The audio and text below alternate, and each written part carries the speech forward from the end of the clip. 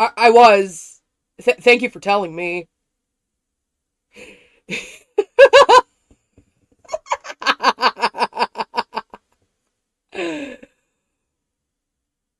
Oh, oh no. It's not a conch stream if there's no scuff. Alright. So I guess I'll just... The club meeting is suddenly interrupted by the sound of the door, causing Monica and Sayori to turn their heads. The door opens halfway, then stops. A face peeks inside. Return. A face that seems familiar. Holy shit, it's Yuri! Yuri! Yuri! Hello, Yuri! Sayori's eyes widen, recognizing the girl. She very conspicuously mouths to Monica. It's her! It's the girl! It's true. The girl standing in the doorway is none other than the girl Sayori had come across reading alone in a classroom.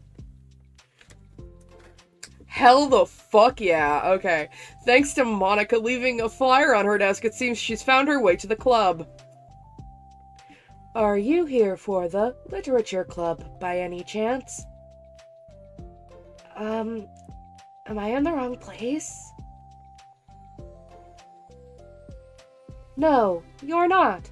This is the literature club. Please come inside. The girl fully steps in the door, but continues standing against the wall, avoiding eye contact. Sayori continues to fail containing her excitement. It's happening! Oh my gosh! Thank you so much for coming. Sorry, it's a little empty. I'm Monica, and this is Sayori. And we run the literature club, even though it's just us so far. But what's your name, by the way? I'd like to join your club. Already? Wait, really? Are you sure?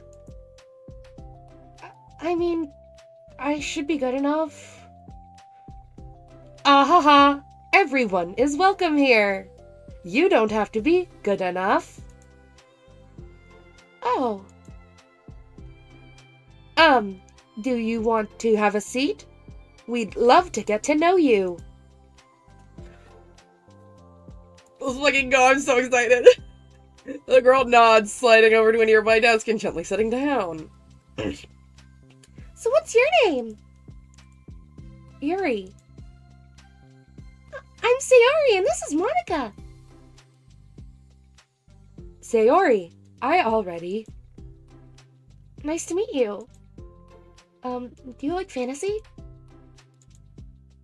Like books? Yuri looks at Monica. Fantasy is cool. Yes, have you heard of Annabelle Dupont? Ah, I can't say I have. Oh, well, she's my favorite author. I'm on her 5th book, and it's just... Yuri grins and presses her knuckles against her cheeks in joy. You can borrow my books, I wouldn't mind. You're really in for an incredible experience. Monica stammers, caught completely off guard by Yuri taking control of the conversation. She glances sideways at Sayori, silently asking for help. I'd love to! It sounds like you're really into them, so they must be great. Oh shit, my fucking phone went off. Okay, sorry. Sorry, my bad. I'm so happy I found this club. Oh, I'm so stupid. I left all my other books in my locker. I should have brought them. Yuri quickly stands up. I'll be right back. I'll go get them for you.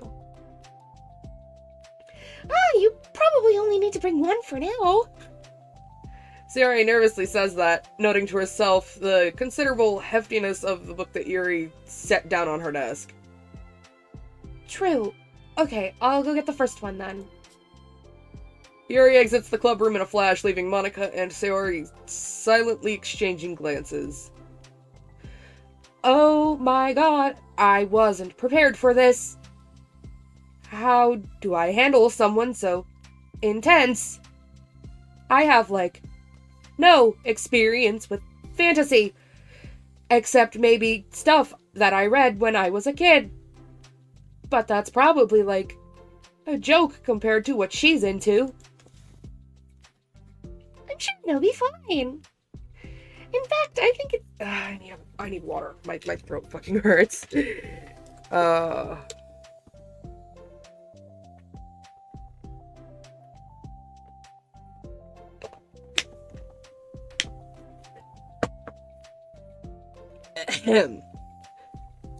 fact, I think it's neat we have different people who are into different kinds of literature. It'll be fun to learn from each other.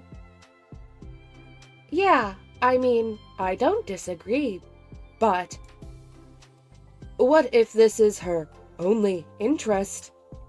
Doesn't it kind of seem like that? Monika, don't you think you should be more optimistic? We have a new club member. There shouldn't be any room for anything but being happy. I'm excited to get to know her more, aren't you? Yeah, I guess you're right. Sorry for being so hasty. I just got really anxious all of a sudden.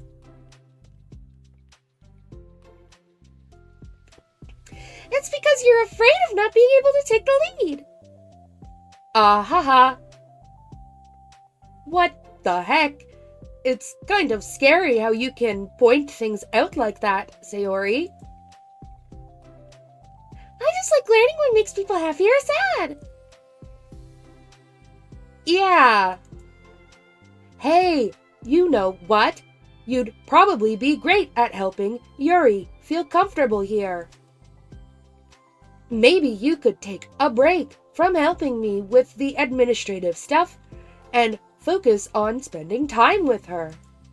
Yay! That's exactly what I want to do! Besides... Sayori lowers her voice. I'm probably gonna need all the time I can get. She taps her finger against the dauntingly chunky book Yuri left sitting on the desk. Right afterwards, the door opens to reveal Yuri's return. I'm back. Her breath is slightly heavy, which, combined with her short time gone, indicates she may have ran at least part of the way. Oh, poor girl. Oh, my throat. She makes her way back over to Sayori and sets the book down on her desk. Just as Sayori feared, the book Yuri brought for her is just about equal in size to the one already on Yuri's desk. Well, there are probably a few things you should know about before getting started on it. I can't fucking read today. There are some things that are more explained in the other books that take place in the same universe, so going over those would be good to keep you from getting confused at the start. Sayori nervously interjects. Well, I was thinking that maybe today we could just get to know each other a little bit more. You know, I think, if we're gonna be reading together, then I would like that. From across the room, Monika smiles and nods at Sayori while Yuri isn't looking. Oh. Okay.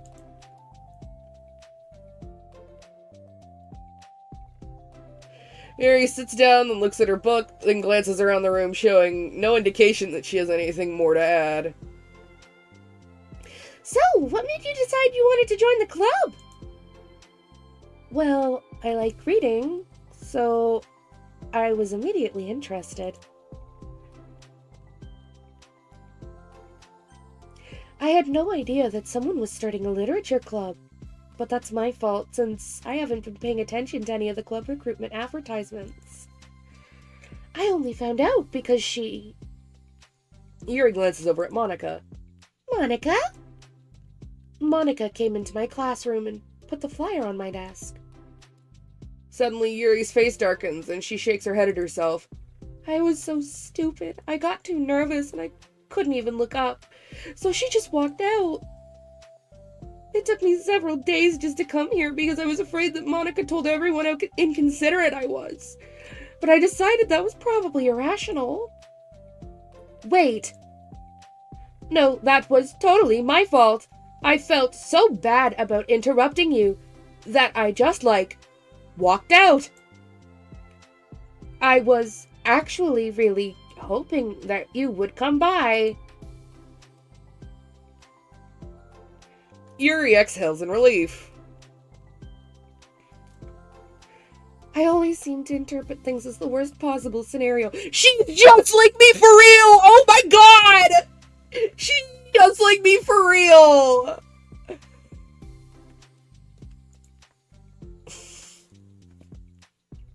Well, I was really nervous to come here for some other reasons too. Such as there being too many people. Not that I mind that much, but I have a really hard time having to meet a large number of new people at once.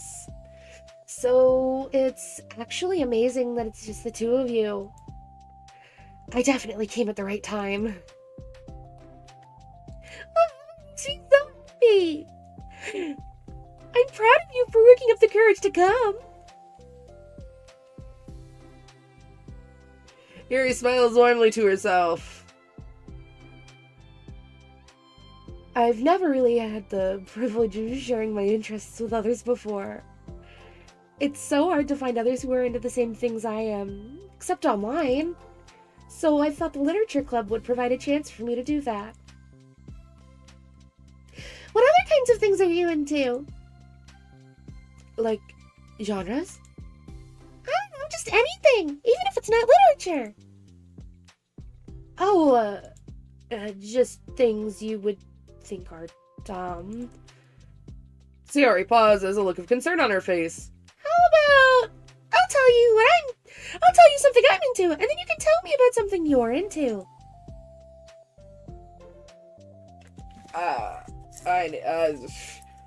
My voice fucking great. I love that.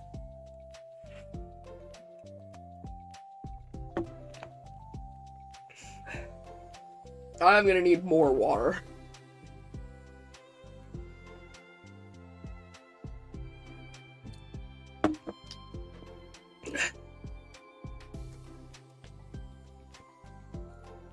I suppose that would be okay. Okay. Well, I'm pretty into, crafty things. Like making cute little collages or decorating things. Like cards or jewelry boxes. My room's always cluttered with random stuff because I keep buying things to make gifts for my friends, but then I put it off till the last minute. So yeah, that's something kind of silly that I'm into. You sound quite creative. Not that much. It's just that you'd be surprised by how much you can do with scissors and glue and stuff. So, I have to share something that I'm into now, right? Sayori nods. Well, I guess I'm into nature. I love nature! Monica, I'm gonna start a nature club! No, you're not. You're stuck with me. You're stuck here with me now. I'm not! Oh, yeah? Well, I hereby appoint you as Vice President of the Literature Club. There. Now you're stuck with me. Hey, don't give me responsibilities! Oh, I'm sorry, Yuri. I interrupted you. Go ahead. It's fine. Yuri pauses, feeling awkward after having gotten cut off. I like going out into the woods or to the park. Just places where you can walk or sit and not have any people around. It's peaceful. It's just nice to kind of remove myself from everything that matters and let my racing mind operate autonomously for a while. When do you like to do that? It just depends on my mood. After school, on the weekends, whenever I feel like I need it. Wow, I feel like I would never have the time to do something like that. I find that we have a lot more time than we think we do, if you don't let it slip through your fingers.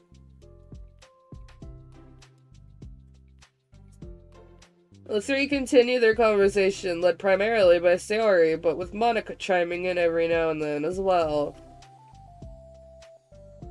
Monika had intended to leave it to Sayori and focus on her own work, but she found it difficult not to join in. Before they knew it, the end of the day was upon them once more. Oh, it looks like we should be wrapping up for today.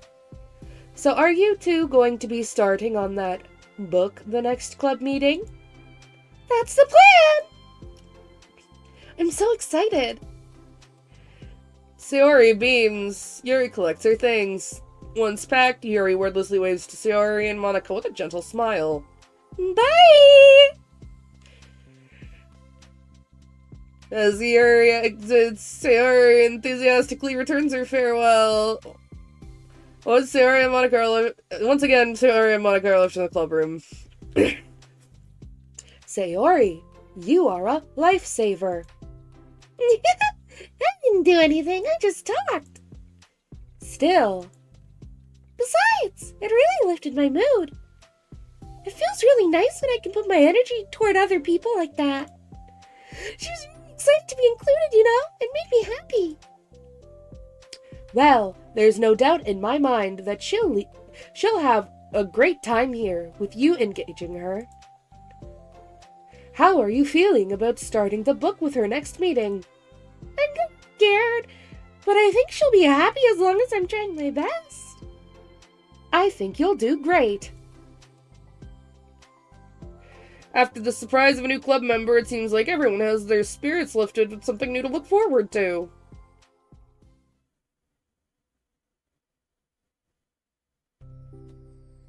Another school day ends. I need to readjust my position. This is... Oh, there we go. There we go. Swallowing her anxiety, Yuri makes her way to the club room, expecting to be the last one to arrive. As she opens the door, she's surprised to find only Sayori in the club room.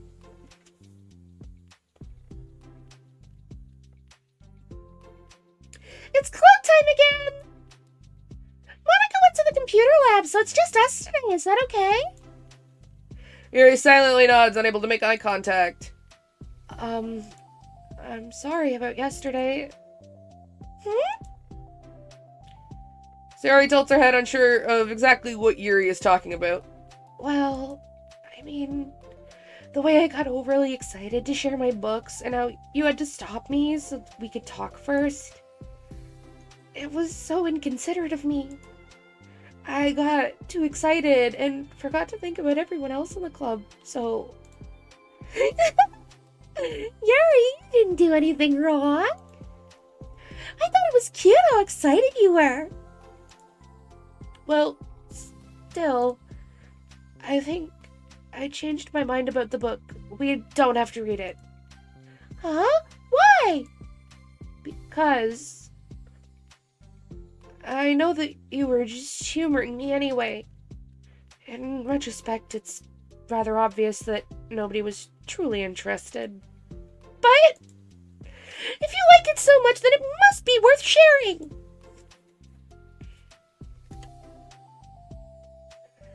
I've already decided I'll join the club, so you don't have to try so hard to entice me. That's not what I was doing. A moment of uncomfortable silence stretched between the two of them. Well, the thing is, we don't even have any club activities yet. Monica and I have just been working on recruitment stuff mostly. So it sounded like something fun that we could do together. Reading your books. You know, like, as a club activity. That would be okay, right?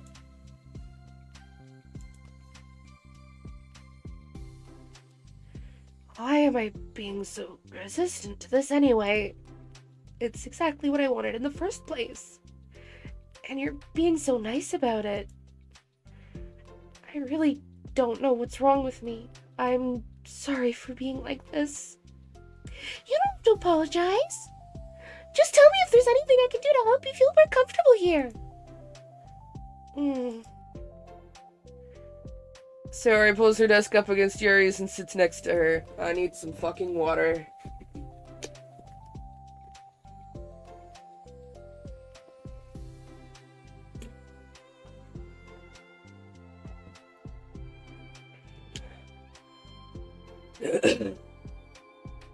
Oh, that's better. That is so much better. Okay. Peering over, Sayori reads the cover of the book. Duskbell. Part 1 of the Everlast Saga. It's Duskbell by Isabel. Sorry, I'm ready now. Oh, right. I should probably get some paper. Yuri grabs a spiral notebook of hers and tears out a few sheets of paper. Wait, how can we need paper? Oh, it's useful to draw things out sometimes. Like maps, timelines, family trees, or just for taking notes. Notes? I mean, yes! That's an effective strategy! Exactly. I'm sure it will be especially helpful for someone new to the genre. Sayori's joke flew completely over Yuri's head. But thinking about it, she decides that it's probably for the best that it did. Well, I'm not used to having company through this, but I'll try to help make it as accessible as possible. I trust you. You're super smart. Oh, please.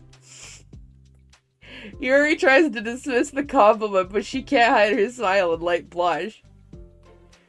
You can't generalize intelligence. I'm only smart in the things I have a lot of experience with. Contrarily, I'm awful at anything involving real people. That should be evident enough from the 2 days I've spent here so far. So in my eyes, it's everyone else who comes off as smart. Especially you. Oh. Sayori rubs her shoulder against Yuri's. You're such a sweetheart when you're not being shy. Anyway, would you like to get started? Oh, these two are so fucking cute! When is this gonna become horrifying? Because I want this to become horrifying. I need to get jump scared. Where's my jump scares? Stop putting wholesome shit in my horror game! I want to be jump scared! Please! Please! Anyway. I may have a little bit of a masochism problem when it comes to horror. when I want the game to be scary, I want to have fucking nightmares. I want to have nightmares, man. After the minor diversion between them, the two get back on track with their planned club activity. I want it to be wholesome. The wholesome stuff is good. I like wholesome. I want to get jump scared though. Yuri begins to guide Sayori through the basics of the fantasy world her story takes place in. The more of it she details, the races, factions, history, elements of magic, the more questions Sayori seems to have. Shit, she's just like me for real. But despite Sayori's expectations, Yuri eloquently guides her through it in a way that's such that it's fun to follow along. It becomes evident that the world-building aspect of the story, not just the story itself, is one that Yuri finds her passion leaning towards. How do people come up with this stuff? It's like the exact opposite of the kind of writing that I do. What kind of writing? Oh, poetry and stuff like that. The things I write are, like, just putting down the feelings that come into my head, you know? But this is like, there must be so much planning and hard work. Oh, you're into poetry? I think there's an appendix that includes some of the kingdom's written works, like poetry and folk songs. Yuri giggles, filling Sayori's heart laughing as when she realizes it's the first time she's heard Yuri laugh. It means Yuri must be having fun. Anyway, I think we can get started reading now, if you're ready.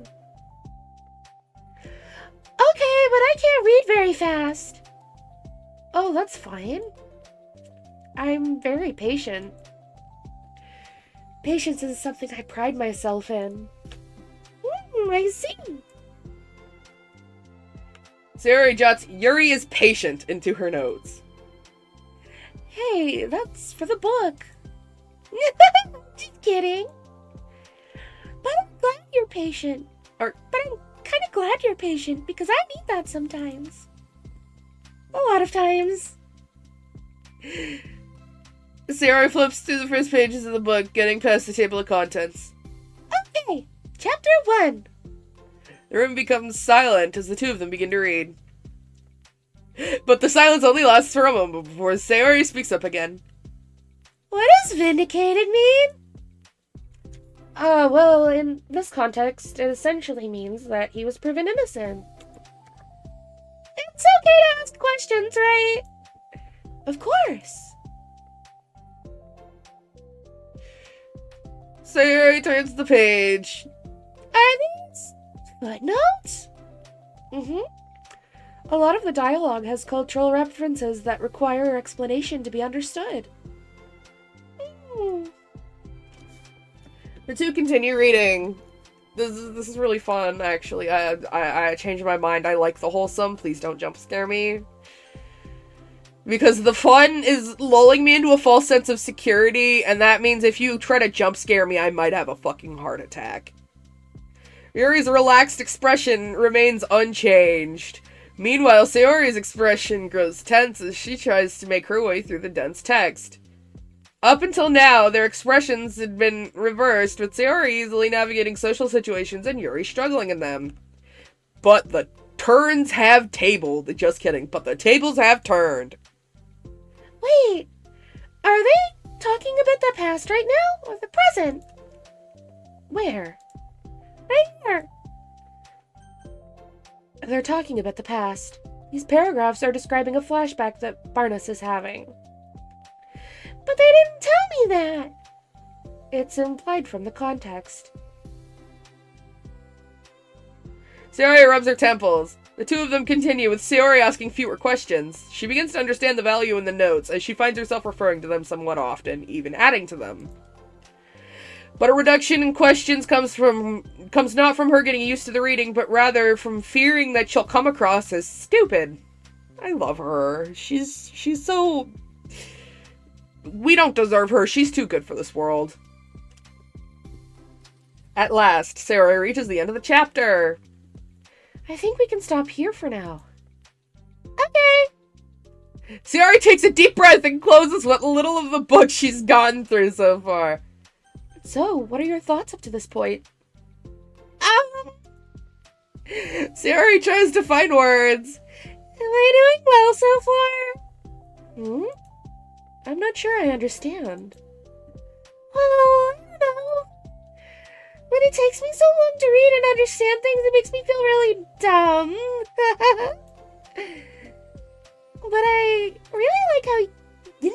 you get. It makes me want to keep going and to keep doing my best so I can see it the way that you do. The relaxation in Yuri's expression fades. I see. Yuri quietly gathers her things. We can continue tomorrow, right? Yuri pauses, then shakes her head. We can do something else tomorrow. But I'm sorry. Wait, for what? I don't understand. I'm sorry. I don't want to do this anymore. That's all. I'm sorry that I made you. Yuri leaves. You weren't making me. Sayori is left alone with her words. How did this happen? We were having fun just a second ago. It's my fault. I said something stupid and hurt her. I should have just told her that I enjoyed it. Monica trusted me with this. It's the only thing I'm good at and I still messed it up. What if she doesn't want to come back? Drowned in guilt, Sayori stares blankly at her desk, spread with notes. The book sits next to them. Hey. If she wasn't coming back, then she wouldn't have left the book here, right? Unless she just forgot to take it with her. This is horrible. Was it really because she thought I wasn't enjoying our time together? Or maybe she wasn't enjoying our time together because I'm not good enough? I probably let her down so much by having trouble following along. Yeah, I'm sure if I was smarter, she would be having so much more fun.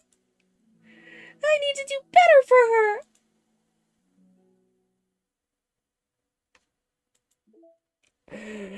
Oh no! From Lib Music. Character discrepancy. What's gonna be in here? New email. Having run the control simulation for a while, it's evident that a certain character is missing from any mention or appearance. This makes me speculate that Monica's meddling is less clumsy than we think. Because she would have had to manufacture this character herself as a way of forcing interaction between her and the user. Could that be why the character has such limited and dissonant personality traits, or am I reading too much into this? I'll open an issue to start tracking info and observations on the anomaly of this character appearing. Is it Amy? Are we finally gonna see Amy?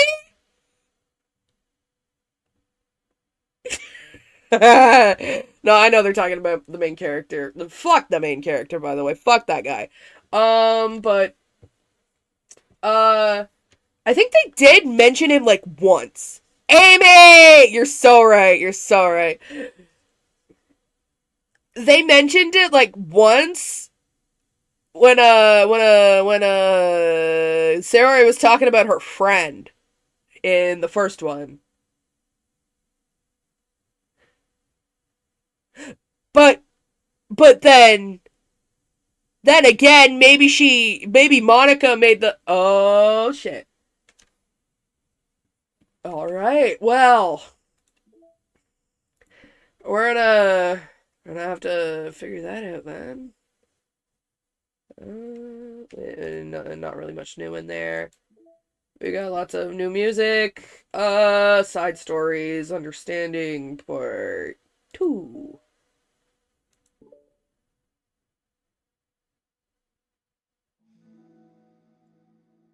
For the first time, Sayori is the first to enter the club room. Anxiety courses through her relentlessly. Will Yuri show up today? Sitting at a desk, she stamps her feet in an attempt to calm down. Why am I letting this affect me so much? I'm doing everything I can to make Yuri happy, but my best wasn't good enough. But it was still my best. But I'm letting everyone down. I'm always just a disappointment.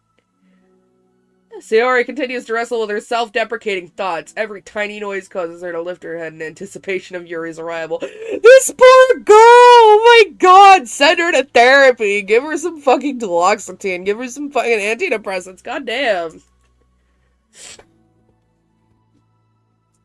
Need to readjust my position here. Okay. There we go. Minutes pass, and nobody enters the club room. Not Yuri. Or Monica.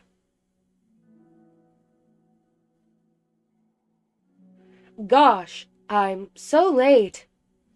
Why did I offer to help those other students with their work? I'm such a pushover sometimes. It's going to leave such a bad impression on new club members like Yuri if I'm not the first one there. Monica rounds the corner, approaching the club room. As she does so... Yuri? Oh! Yuri jumps at the sound of Monica's voice. She's sitting outside the club room, against the wall next to the door. Embarrassed, she quickly closes the book she was reading and stands up. Oh gosh, I'm so sorry I'm late. You didn't have to wait outside for me. The door to the club room is open. It's not... Yuri stammers, unable to explain herself. She peers inside the club room through the window, then looks away.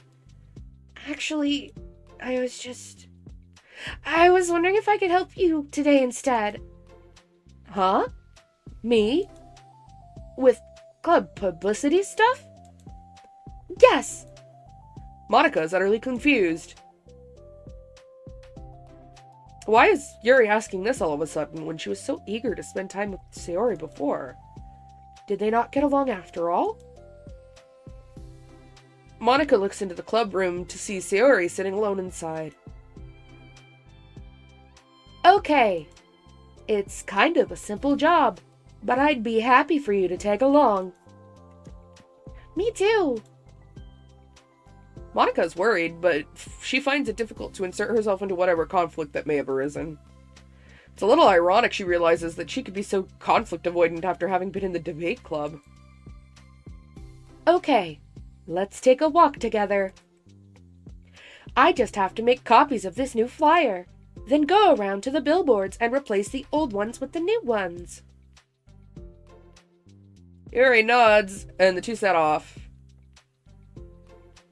The two walk in silence. Without Sayori, Monica finds it quite difficult to strike up conversation. So, how's everything been going? Fine. That's good. Neither of them follow up with anything more. Monica tenses up Monica tenses up at the stinted conversation. How the heck does Sayori do it? Sorry I didn't see you yesterday. I went straight to the computer lab to work on the flyers. Sayori told me. What did you two end up doing yesterday? Be happy, Sayori, for real. Just some reading. Oh, I'm glad. It's really starting to feel more like a literature club now. Yeah. It's kind of funny. I felt so intimidated at first when I heard about the kind of reading you were into. But you know, it's kind of stupid of me, because I'm just intimidated by things I'm not good at. And it's silly to assume that everyone who comes to the club will just have the same interests as me. But it's cool that you were able to get Sayori into it. It's like the club is working. I'm really happy about that. She's not into it. Huh? She's not into it, and I'm stupid for forcing it onto her. Yuri falls silent, as if she started her thought but can't figure it out to continue it. Did something happen? Yuri sighs. No, it's just me. Yuri pauses. I'm thinking. A moment passes in silence, and then Yuri shakes her head.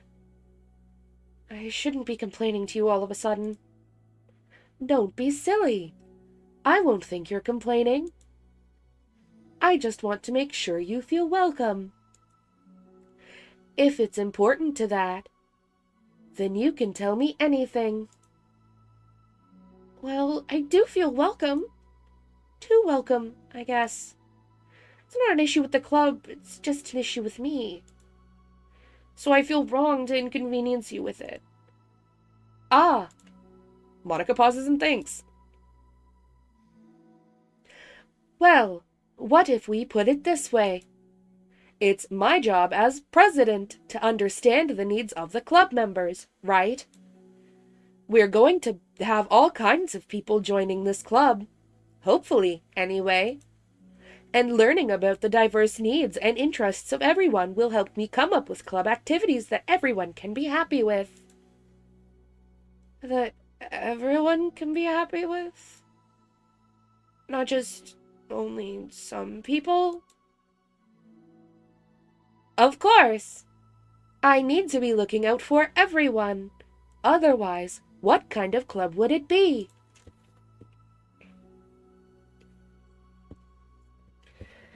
I see. Yuri looks a little more relaxed. It signals to Monica that switching from a sympathetic approach to a pragmatic approach was a good choice. Each individual truly does have their own needs. Okay. Yuri takes a deep breath. I'm a really weird and awkward person. I've accepted that about myself. I just don't know how to, I guess, connect with other people. How is it so easy for everyone else? How do you just make conversation about any arbitrary topic? I can talk for hours about the things that I'm into. Unfortunately, so much that I don't know when to stop. But for anything else, I just have no idea what to say. So I understand that about myself. I'm just not good with people. I can't help it. So it feels like whenever I'm confronted with a new social situation, I'm either ignored or made fun of or taken pity on. And Sayori falls into that third category. What? Hold on. You're saying that Sayori is taking pity on you. Yuri nods. I just want to be treated like a normal person. If you don't like me or you don't connect with my interests, then just tell me. I can accept that and move on. Sayori is too nice to me. I'm so stupid for not realizing that she would just go along with whatever I pushed her into.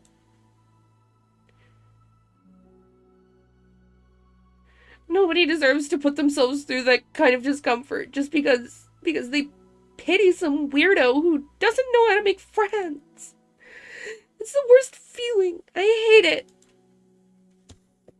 Yuri's sharp words cut through the tense air. Somewhere in the middle of the conversation, the two stop short in the hallway, prioritizing the conversation over their original task. Monica looks at Yuri. Yuri only looks down, with her fists clenched. I think you should tell her that.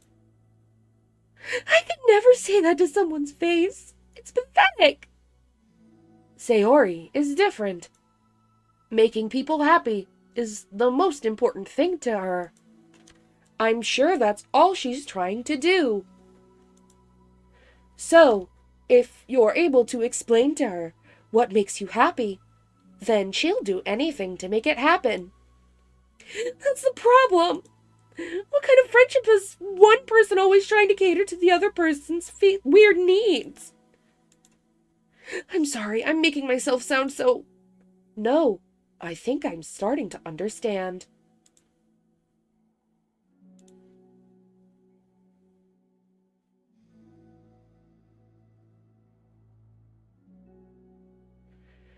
It's something that Sayori would be able to say better. Sayori is someone who will give anyone however much kindness they need in order to smile. But Yuri, who has difficulty accepting... Shit, I skipped that by accident. I clicked out of the window and then clicked back in.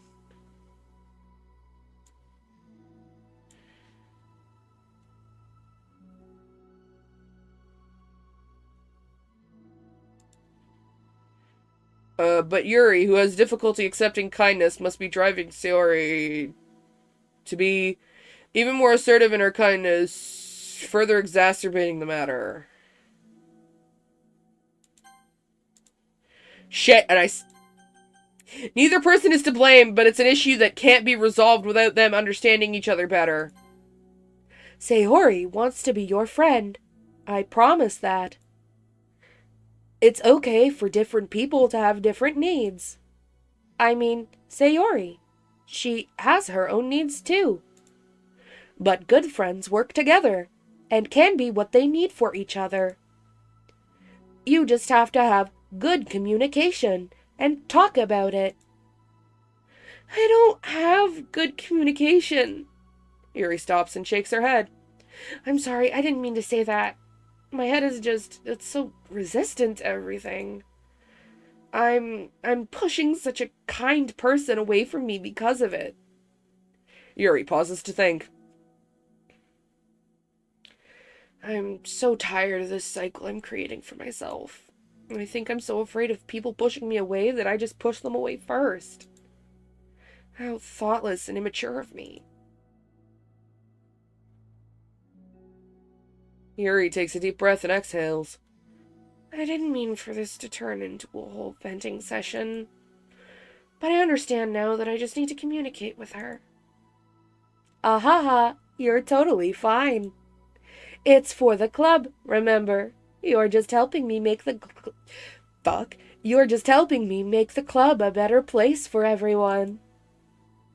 Yeah. Yuri falls silent again. She looks like she wants to say something. This kind of critical thinking is something that I'm really bad at. You know, about people. So thank you. Anytime. Monika smiles at Yuri. For just a moment, Yuri finds it in herself to meet Monika's gaze, returning a shy smile of her own.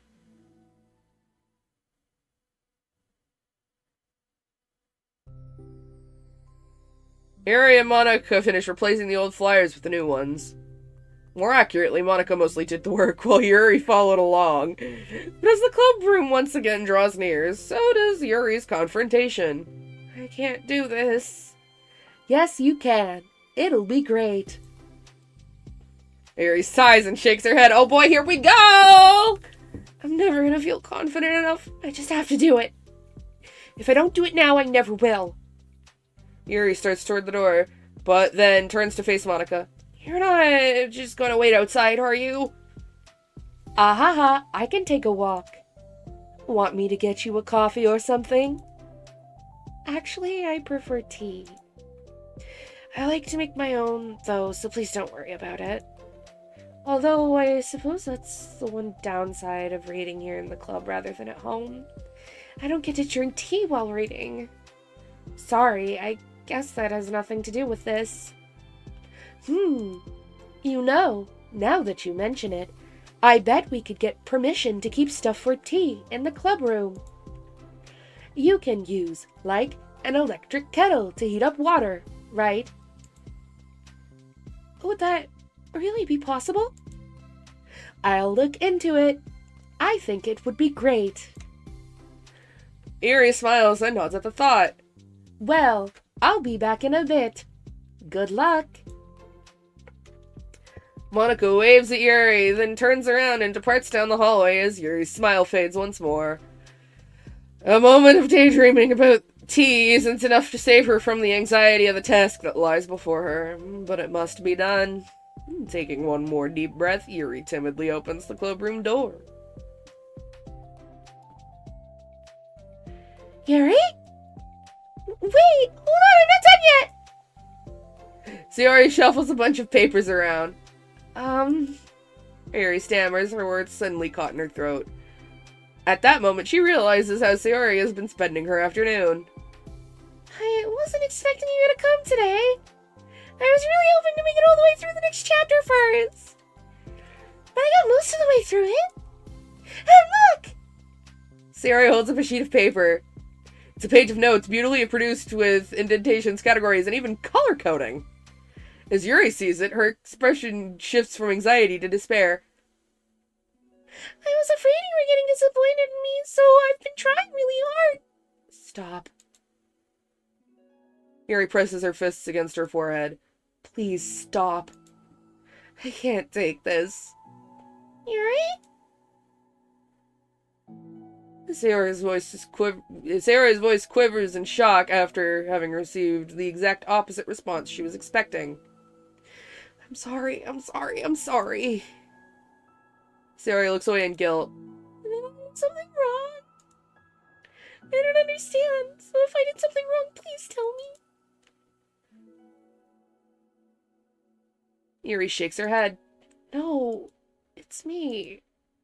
I keep putting myself in these situations where people are afraid to treat me normally. If you don't do this kind of reading, it's okay. Please just tell me. I don't need to be treated differently just because I'm weird. But I don't treat you differently. I just want my friends to be happy. So I thought that if we did something together... Fuck. If I thought that we did something together, that you... Fuck! So I thought that if we did something... I'm can't do this. My brain is not working tonight. I don't want your pity. Why did I do that? Yuri sinks to her knees. Her voice squeaks. I'm sorry. I've got too much on my brain right now. I'm wondering when this is going to jump scare me, because I have a feeling it will. Tears of guilt and self-loathing begin to stream down her face. This isn't how it was supposed to go. Why is it so hard to just articulate your thoughts? Why do you end up pushing everyone away from you? Yuri's mind pounds with internal accusations as she shuts her eyes, unable to face Sayori and the rest of the world. She should just leave, just escape from here, before Monica sees her like this, and before Sayori tells Monica what she did. But before Yuri can put any strength into her legs, she feels a warm pair of arms gently wrap around her from behind. It's okay. Sayori whispers in a soothing voice. It's okay. It's okay. Overcome by despair, Yuri finds herself unable to protest or pull away from Sayori's kind gesture. Doki Lesbian Club! They're all gay for each other! Fuck the main character! They're all gay for each other! Just kiss each other! Who needs the main character? Who needs a boy? Who needs men? Who needs men? They're gay! There is no heterosexual explanation for this! The way they're posed, there's no straight explanation for this! They are not beating the gay accusations! My god! And I love that for them. And I love that for them. And me, I'm... Takes one to know one. That's all I'll say. Yuri sniffles, breathing heavily through a clenched... It's a really emotional scene, and then you have me fucking commentating over it and just, like, trying my hardest not to fucking laugh. We never needed MC. For real! Oh my god. I gotta compose myself, or I'm gonna just be laughing this whole time.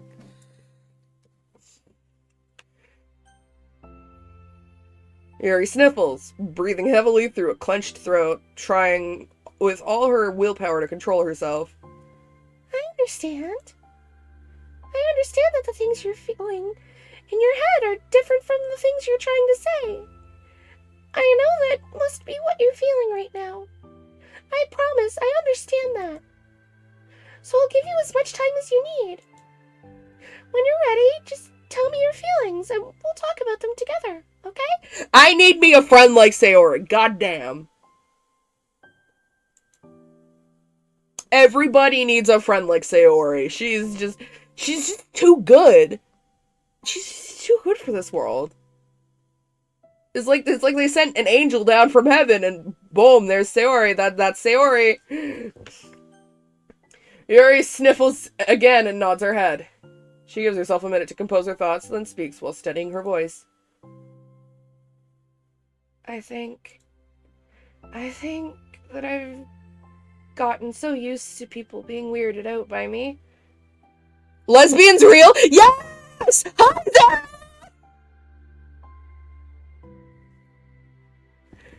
Gay! That's what I've been saying this whole time. They're gay! They're gay! This is the Doki Doki Lesbian Club. They're gay!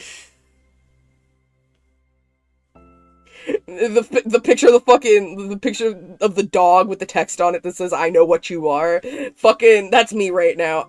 I know what you are. You're gay. We've hit them with the gay ray. Anyway, I think that I've gotten so used to people being weirded out by me that it feels like anyone who's nice to me is just doing it out of pity. I'm so horrible with people.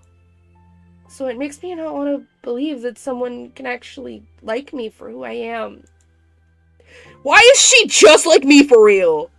Why is she fucking just like me? I need to cosplay Yuri. Oh my god.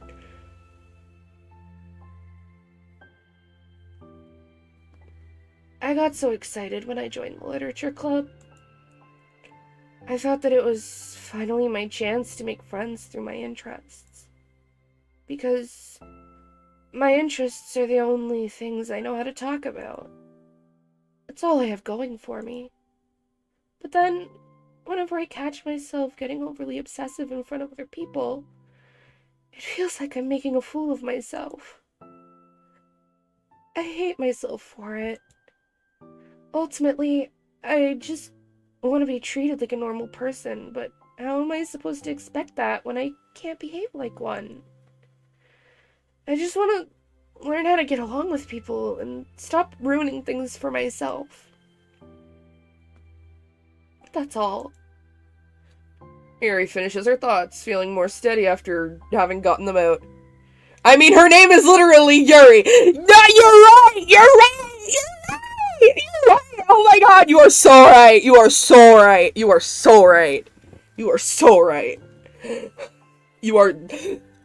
Very good observation! You're correct. That is so right! You are so right!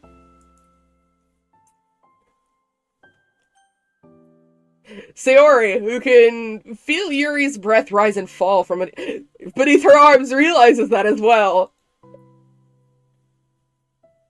These bitches gay! These bitches gay! Good for them. Good for them. Good for them. Thank you for helping me understand you a little bit better. You know, you were so great at helping me while we were reading.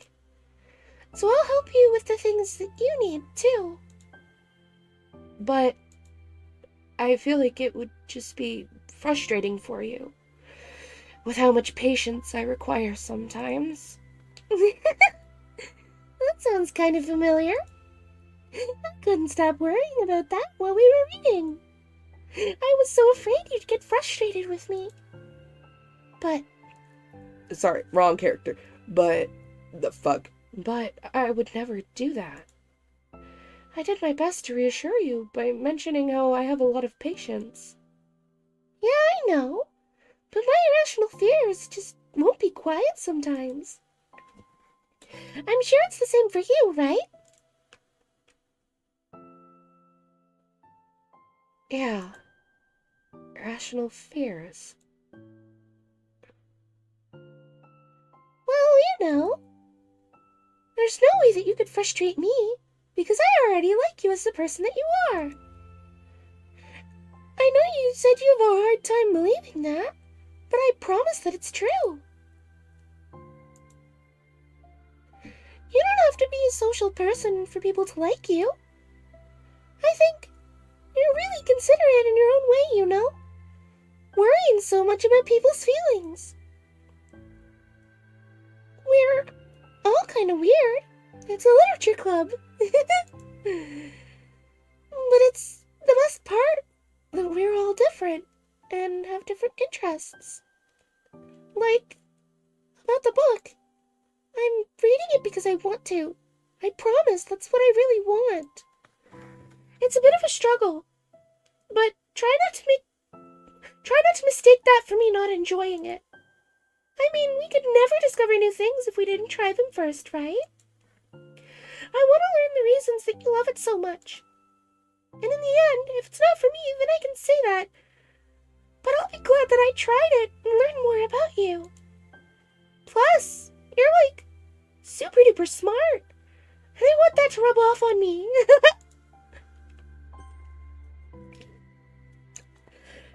They're lulling me into a false sense of security. I'm waiting. I am waiting with bated breath for them to rip the fucking rug right out from under my heels. I am waiting for the moment they rip that fucking rug out from under my fucking toes and my heels and my feet. They're gonna fucking get me. The moment I let my guard down, they are going to get me.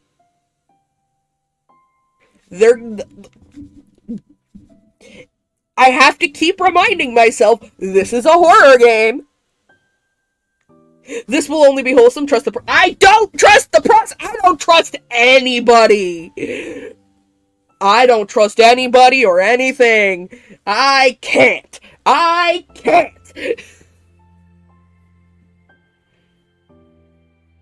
The moment I fully let my guard down is when the rug will be snatched from under my feet, and I will be thrown into the abyss head first. Head first into the hole. Head first into the bottomless pit. They're gonna get me, and I'm gonna be lulled into a false sense of security, then they're gonna fucking get me. And it's gonna be scary. Please. I'm waiting for it. Yuri fights back a smile at that comment. Already the heavy atmosphere surrounding her seems to have evaporated through the caress of Sayori's arms. Aw, this is really wholesome. I can't wait for it to go wrong. They're gonna do something. There has to be something. Yes. Gay! Gay. They're gay. Your hair is so pretty. I always wanted long hair, but I was awful at taking care of it, so I cut it all off.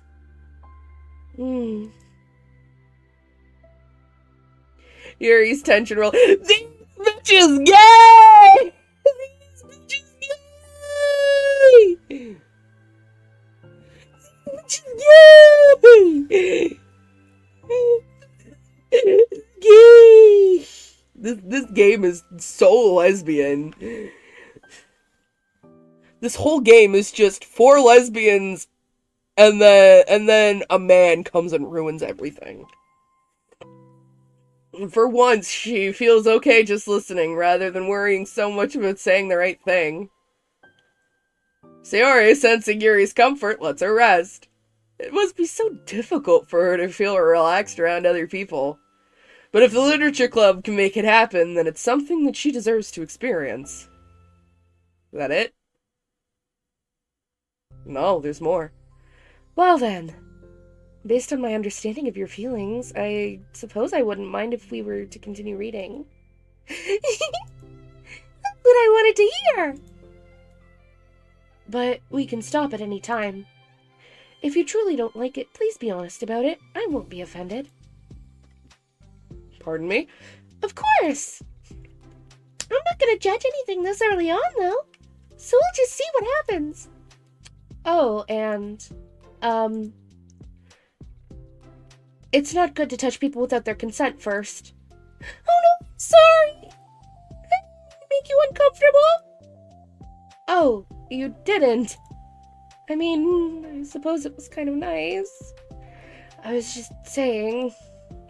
I'm back! Monica's back! I haven't seen you, at all recently! Sayori trots over to Monica. Ah! She whispers loudly. Can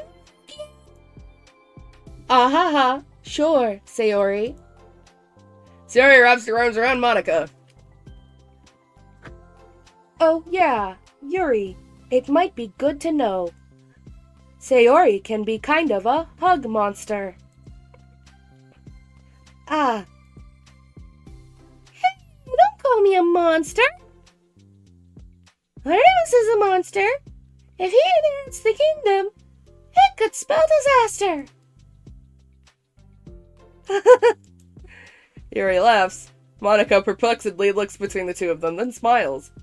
Well, I'm glad you've been enjoying your reading so far. It's like our first real activity as the literature club. About that, well, you've been so patient with exploring my interests.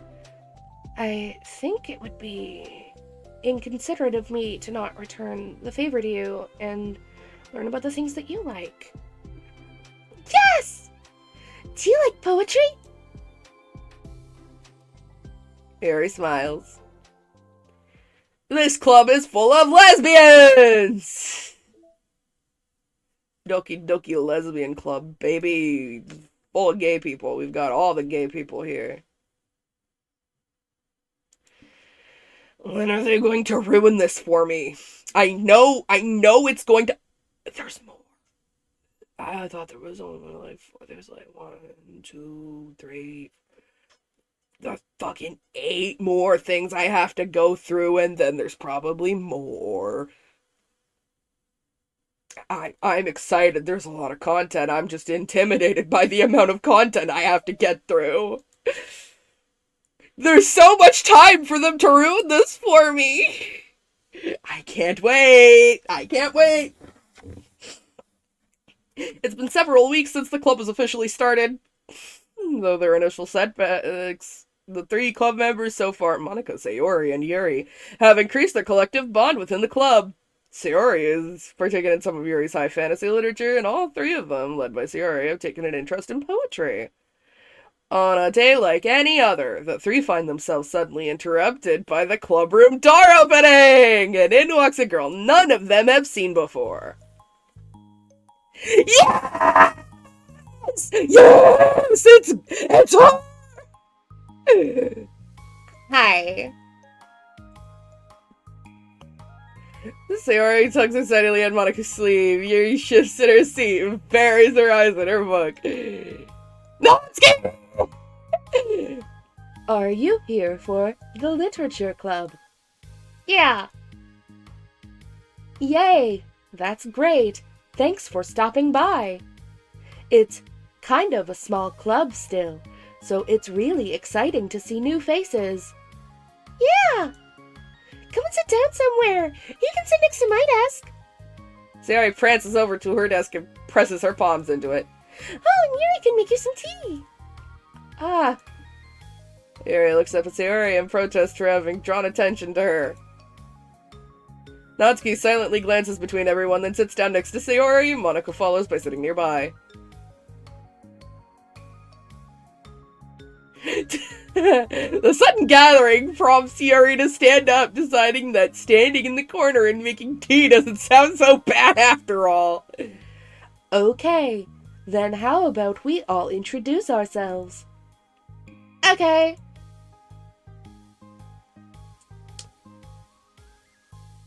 Well, I'm Monica. I'm the one who started the club. I was originally in the debate club, but I really wanted to do something I felt more passionate about, if that makes sense. So I started the literature club as a way for people to express themselves through writing, or reading, or whatever other kind of literature. You know, I figured it was your club. You have that vibe. Ah-ha-ha, I have what vibe? Oh, you know, like... Never mind. I'm not gonna judge people I just met like that.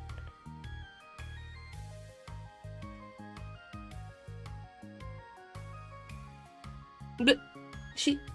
But... doesn't... Very adult-like of you. always judge people so hard. Oh, no you don't, Sayori. Yes, she does.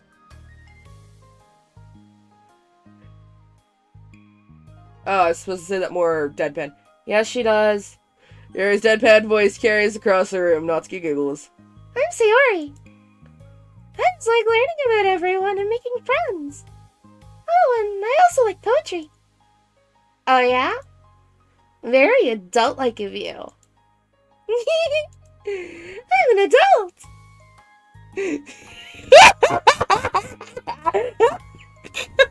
I love this game. I love this game. I've decided I'm letting my guard down now. They can jump scare me. This is fun. The sound of Yuri's electric kettle steaming up fills the room. Oh, that's scary.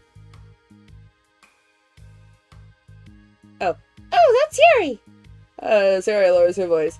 She's kind of shy, but she's really nice and super smart. She likes big fantasy books and tea. Oh, and I love her. Me when I eat a can of peaches at 3 a.m. You're so right!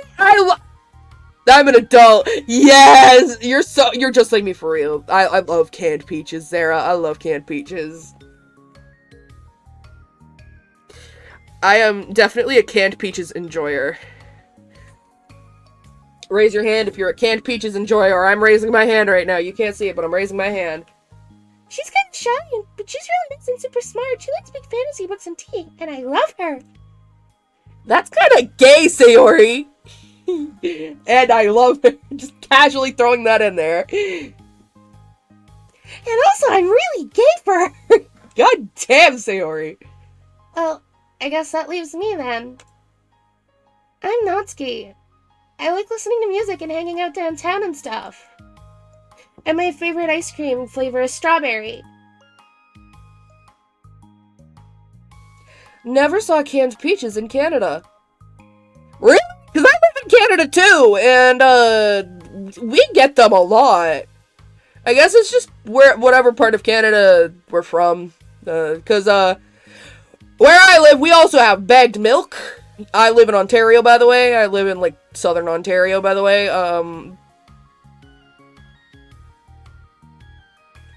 Yeah, bagged milk. We have that. We have canned peaches. We have boxed water. Although I guess boxed water is kind of a. Oh, you live in Quebec? That's cool. Oh, let's get ice cream. My favorite flavor is probably cookie dough, or maybe chocolate. It's cookie dough. And Monica's is probably vanilla. Damn! Okay, little psychic. She's got that 6th sense for ice cream. What the heck? I take way too many online quizzes. The ice cream ones are always accurate. What's Yuri's favorite? Natsuki shrugs. Probably green tea. I'm just joking. I have no idea for Yuri. Still, it's pretty chill here. Do you just, like, hang out, or do you actually do club stuff? Ah, well, we do club stuff, too. It just hasn't been very structured yet, since we only have, like, 3 club members. So we kind of just loosely spend our time doing the stuff we like. But I keep thinking it's about time we start with, like, some more structured club activities.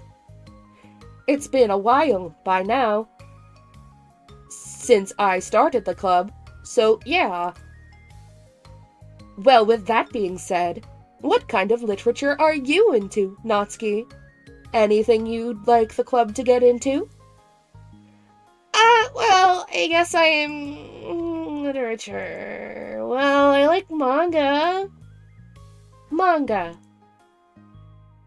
Hey, why'd you say it like that? I don't want to read manga in the club. Wait, hold on a second. That sounds so great. Like, after all I've been doing, Like, after all, I've been doing all this, Yuri returns to the desk with a tray of teacups, which she sets down on an empty desk. After all the deep and immersive reading I've been doing, I wouldn't mind doing something a little more simple. Oh! Manga isn't simple. If you think that, then you just don't understand the nuance. No, I didn't mean simple like that. Well, anyway, putting manga aside, is there any other kind of literature that you're interested in? Well, not really. In that case, have you considered the anime club? Are you serious? I'm not gonna join the anime club. That's full of weird guys. Come on, is it that big of a deal? Manga is literature, right? I mean, I guess if you consider the literal definition of literature, then technically... I get it. Look. I'll do whatever club activities you want. Can I please just join? I won't bother anyone. If I can just, like, keep my manga here and hang out after school, I'll do literally whatever you want me to. That's fine, right? Yeah, I guess there's nothing wrong with that. Oh my god, thank you! You're the best! I have most of it crammed into my locker, so I'm gonna start getting it, okay? Natsuki stands up. Oh, wait, is it? Yeah, it was Natsuki, okay.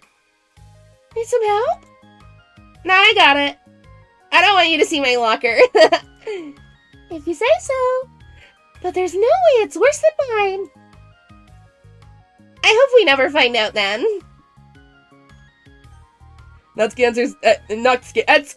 exits the classroom, leaving everyone in silence, save for the sound of Yuri sipping her tea. Ugh, I'm such a pushover. Hey, it's not that bad. Natsuki seems like a lot of fun. Maybe, but I mean, she has, like, no actual interest in literature, you know?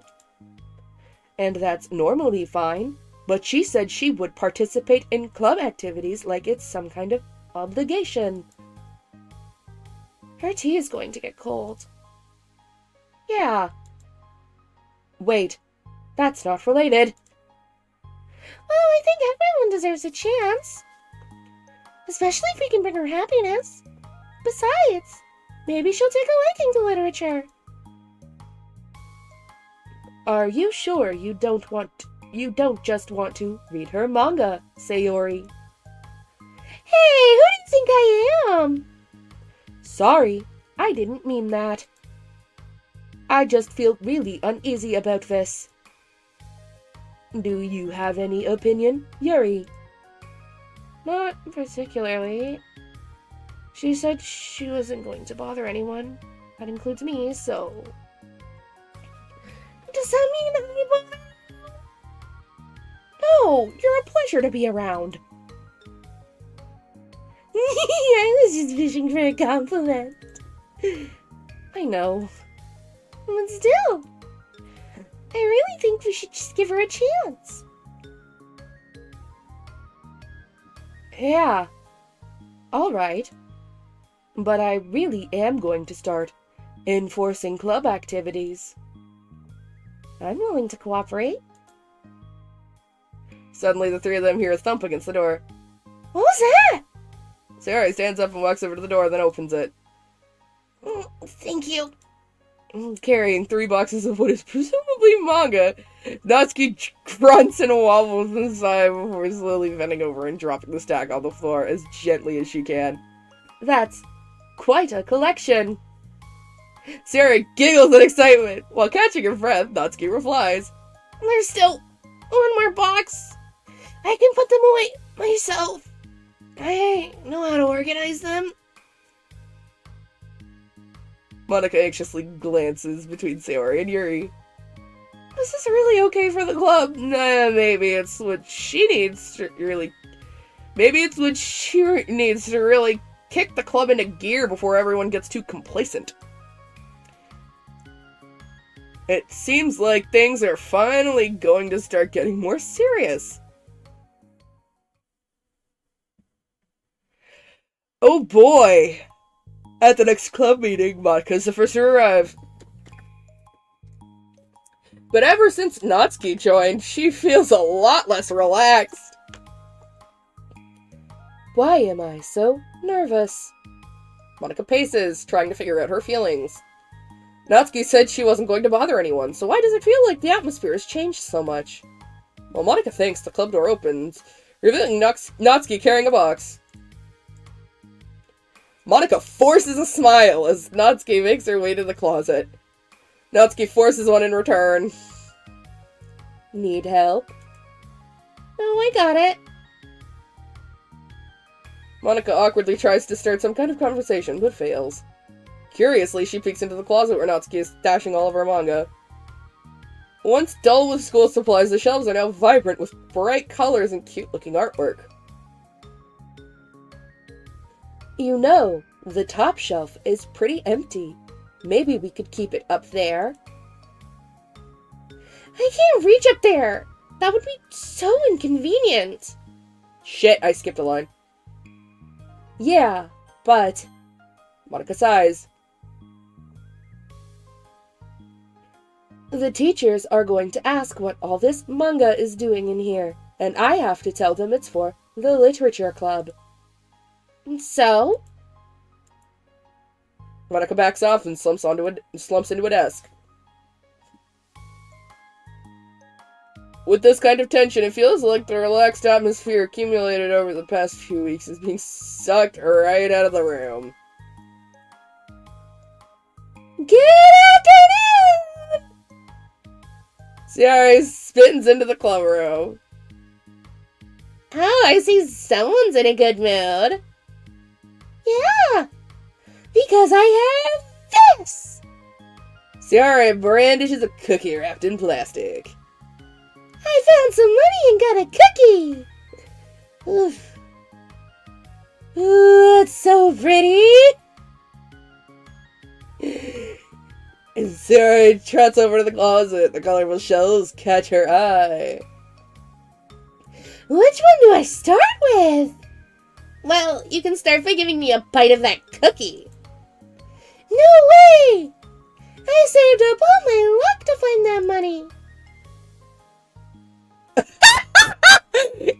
If you want entry into my kingdom, you need to pay the tax, peasant. I love the dialogue in this game. The dialogue in this game is fucking amazing. With no MC here to fuck shit up for me, the dialogue is just so good. No MC creeping on them. No nothing. It's good. It's good. I like it.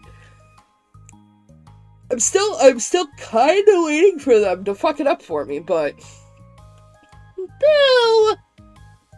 Life's better without MC, for real. It's true. Fuck that guy, he sucks. Defeated, Ciara unwraps her cookie and breaks off a piece for Natsuki. Then Yuri silently walks into the club room. Monika glances at her with pleading eyes. Yuri returns a quick nod of understanding. Well, everyone's here now. Despite the club only having one more person than before, it somehow feels twice as lively. Okay, so I think today we should go over some potential club activities and see which one we want to do first. We have 4 members now, so it would be great if we found some stuff to do as a group. Does that sound good to everyone? I agree. Okay, so I have some ideas of my own, but I want to hear your ideas, too. Well, I'm fun writing about everyone else's interests. Maybe we can give each person a day to share their favorite kind of literature with everyone else. Well, maybe.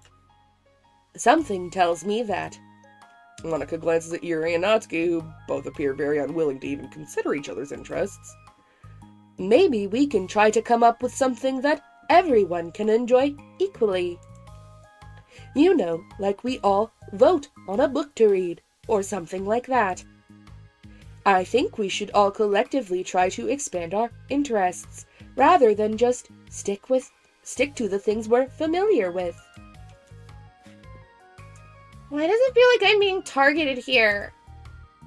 Natsuki, didn't you say that you would go along with whatever the club wanted to do? Well, yeah, but that doesn't make it okay for you to ignore everyone else's preferences. I liked Sayori's suggestion. Yeah, me too. Yeah, but... Monika's voice trails off. Although she let Natsuki join the club, Monika finds it incredibly difficult to relent to her demands.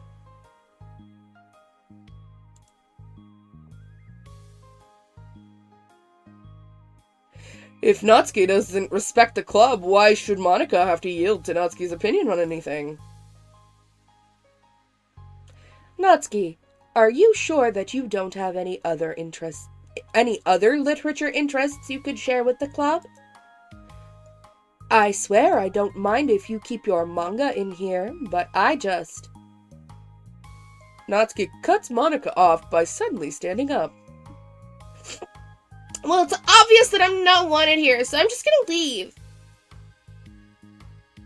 But I really would have appreciated you being more upfront about it. Okay, I think you're kind of jumping to conclusions here, but you're free to do whatever you want. Natsuki shoots Monika a quick glare before walking straight out of the room. Oh no! Sayori runs after her, leaving just Monika and Yuri. Just Monika! Just Monika! Just Monika! Woo! Ooh, you're giving me flashbacks, game. You're teasing me, game. You're fucking teasing me. You're blue ballsing me. Excuse me. For the second time today, Monika slumps down into a desk. Why am I such a jerk? No, she's a jerk. She's just making me feel this way. Monika looks up at Yuri, seeking affirmation. Yuri looks away. She probably just went around looking for the smallest club she could find so that she doesn't have to participate. How does she expect me to give her respect when she has no respect for the club? Am I wrong, Yuri? I'm not good at these things. Monika sighs. Me neither. I just have no idea what to do. I don't want to hurt anyone, but I feel like it's not wrong to enforce the club vision. You know, like, people should join because they want to express their passion for literature, or at least develop it. So, maybe she's not a good fit for the club after all. Monika sits in silence, afraid to accept her tentative conclusion. Yuri looks tense, but she doesn't seem to want to add anything. You can go back to reading. I know this doesn't concern you. It does. It does? How? Well, I just can't comfortably read in an atmosphere where the peace has been disturbed. Oh! Well, great.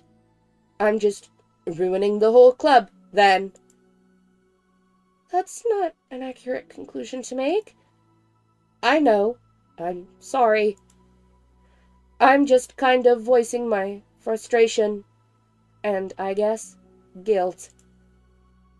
It's like my frustration wants to blame her, but my guilt wants to blame me. Ugh, why is it the hardest to be rational during the times you need it the most? I don't think you're being irrational. I think Natsuki is. She has no authority to walk in here and make demands of the club. Your club. Something as ridiculous as manga has no place here. The fact that you're even storing it for her should make her completely indebted to you. Well, you're right, but I don't know. Isn't it kind of harsh to say things like it's ridiculous and has no place here? Do you not feel the same way? It still blows my mind that this is from the same people that made Project M. For real! It's crazy. It's fucking crazy. Project M died for this. You've been doing everything you can to avoid associating the club with it. So I assumed you felt the same way about it. That's not true. Well, recalling her confrontations with Natsuki, a realization starts to set in. You may be right. I mean, if it was anything besides manga, would I really be acting like this? Maybe I've just been convincing myself that it has nothing to do with the manga. I'm really upset that I would let myself do that.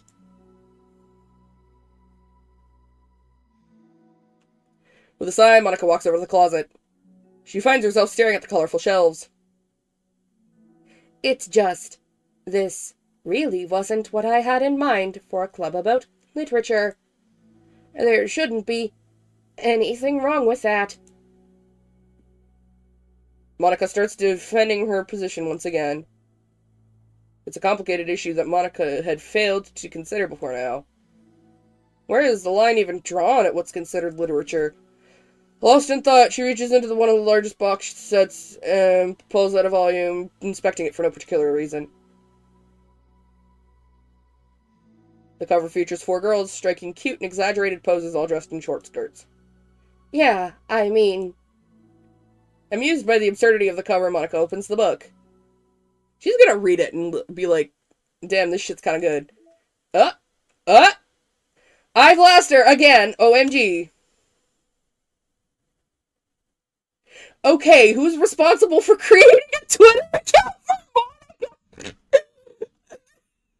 I think it's hilarious, but for God's sake, don't tell Paula. Ha ha ha. It would get 404'd in a microsecond. Are you just relaying her tweets manually, or did you code some kind of pass-through layer to automate it? Based on the contents of the tweet, e.g. not screaming for help, I assume they're coming from the control simulation? Yeah, the Twitter account is canon! It's real!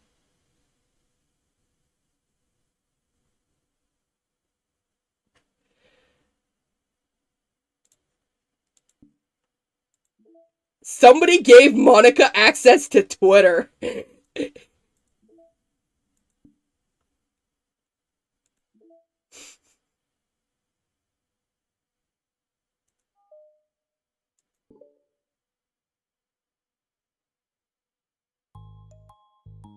This sucks.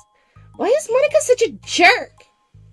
She should be grateful that I even joined her stupid club. It's not like she can find any members. Monica's really nice. She cares so much about everyone in the club being happy. You're right. Well, she usually does. Maybe when she's not busy being so judgmental. So what if I'm into manga? Why can't just one person accept that instead of being so condescending about it? I accept it. I think it's cute. Oh, come on! That's condescending too! I'm sorry, I didn't mean it like that. I just want to support you. Natsuki sighs. I know. Thanks. It just really sucks. Do you want me to talk to Monica? I don't know. It's not like it's gonna change her opinion of me. Like, even if you were to convince her to back off, that wouldn't suddenly make me feel like I'm actually welcome in the club. I should just find another club. Wait, you don't have to do that. We can figure this out. Please? I mean, I'm the vice president. Or at least I think I am. I don't want you to leave. Everyone deserves to feel welcome and to be happy, so I want to make that happen. For you.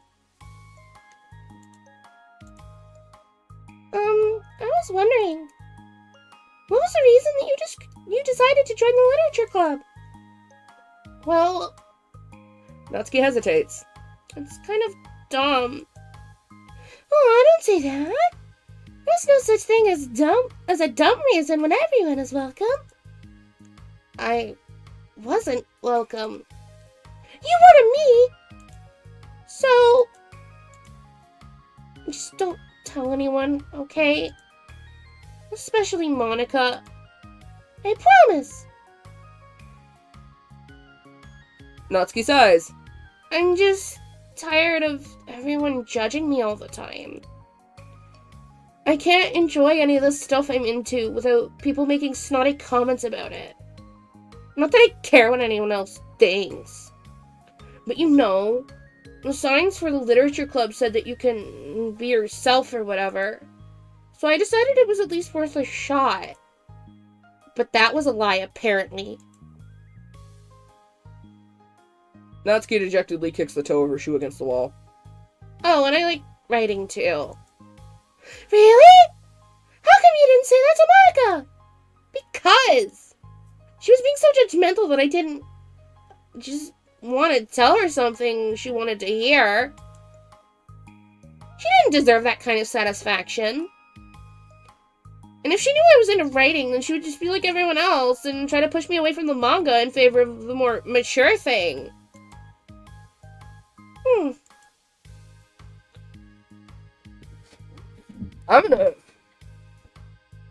Oh my god, okay.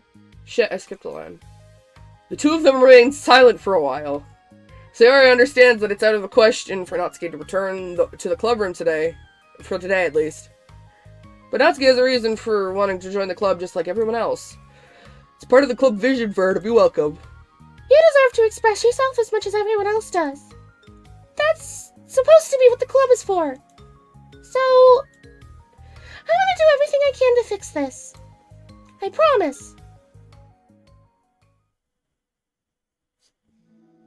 It's lunchtime the next day.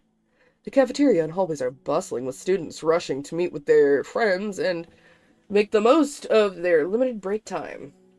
Where could she be?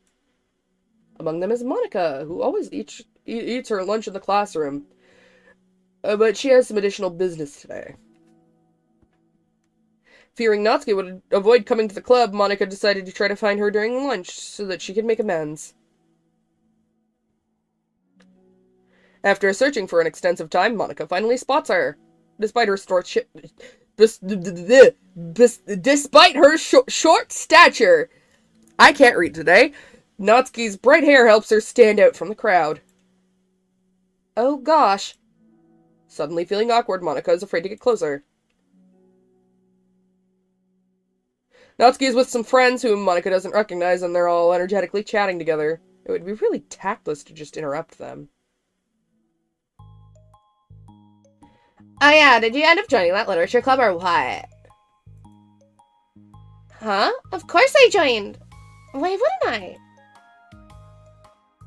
Ha, I told you she would join. Come on. You know she only joined because you wouldn't stop giving her crap about the anime club. I told you I never even wanted to join that stupid club. Oh, sure. Well, you have to give her some credit for at least making an effort to finally grow past that trash. True. Well, congrats on finally graduating middle school, Natsuki. We're proud of you. Shut up. Just let me do my thing. I'm just joking. You know we love you. Yeah, once the literature club makes you a famous writer, we'll be the first ones to buy your book. What? You're gonna buy her smutty fan fiction? Well, obviously, I want a signed copy. That was like years ago. You don't think I've grown out of it by now? I told you, I was joking.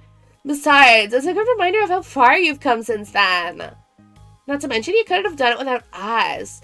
That gives us a pass to joke about it. Yeah, sure. They grow up so fast. It brings a tear to my eye. Natsuki suddenly glances in Monika's direction, prompting Monika to quickly turn away and distance herself. What the heck? That was horrible. I should have said something to defend her. Why do I have to be so conflict avoidant? Not that I deserve to say anything. I'm hardly better than them, after the way I treated her. Ugh, I'm so awful. I'm not doing anything right.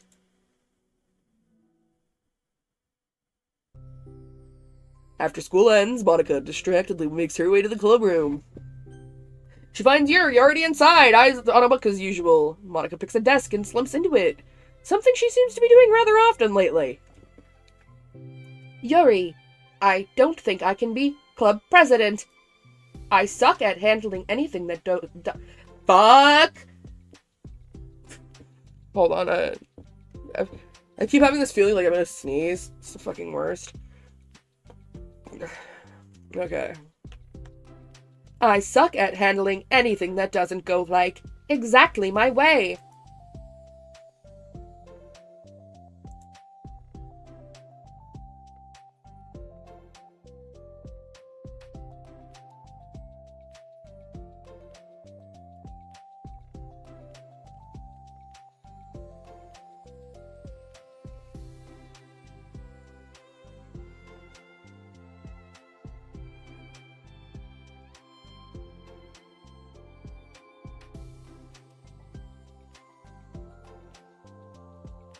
Sorry.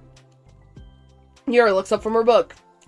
It's like the literature club is a place where you get to express yourself.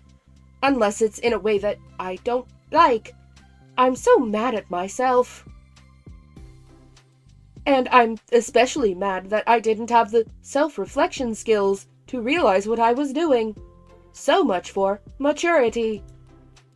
Sorry. I really shouldn't be complaining out loud like this. There's just, like, a lot on my mind. No. I enjoy listening. Really? Why? Yuri shrugs. It just makes me feel nice. Oh, well, okay. I guess I'll just continue, then. Yuri nods. Yeah. Well, Natsuki has kind of a blunt attitude, you know? It made me feel like she wasn't taking the club seriously. I couldn't even figure out why she wanted to join. I saw her friends talking to her in the hallway during lunch, and they were just so mean to her. Telling her to grow up and stuff like that. That the literature club would help her grow out of her manga. It just made me so mad. Like, just let her enjoy it. It makes her happy. Why are you trying to take that away from her? And when I had that thought, it was when I came to the realization that I was kind of doing the same thing. Just in a roundabout way. I should have made her feel good about being passionate about something, but I just dismissed it. No, I was actually trying to avoid acknowledging it at all. I even did that with you, Yuri, when you first joined the club. You did?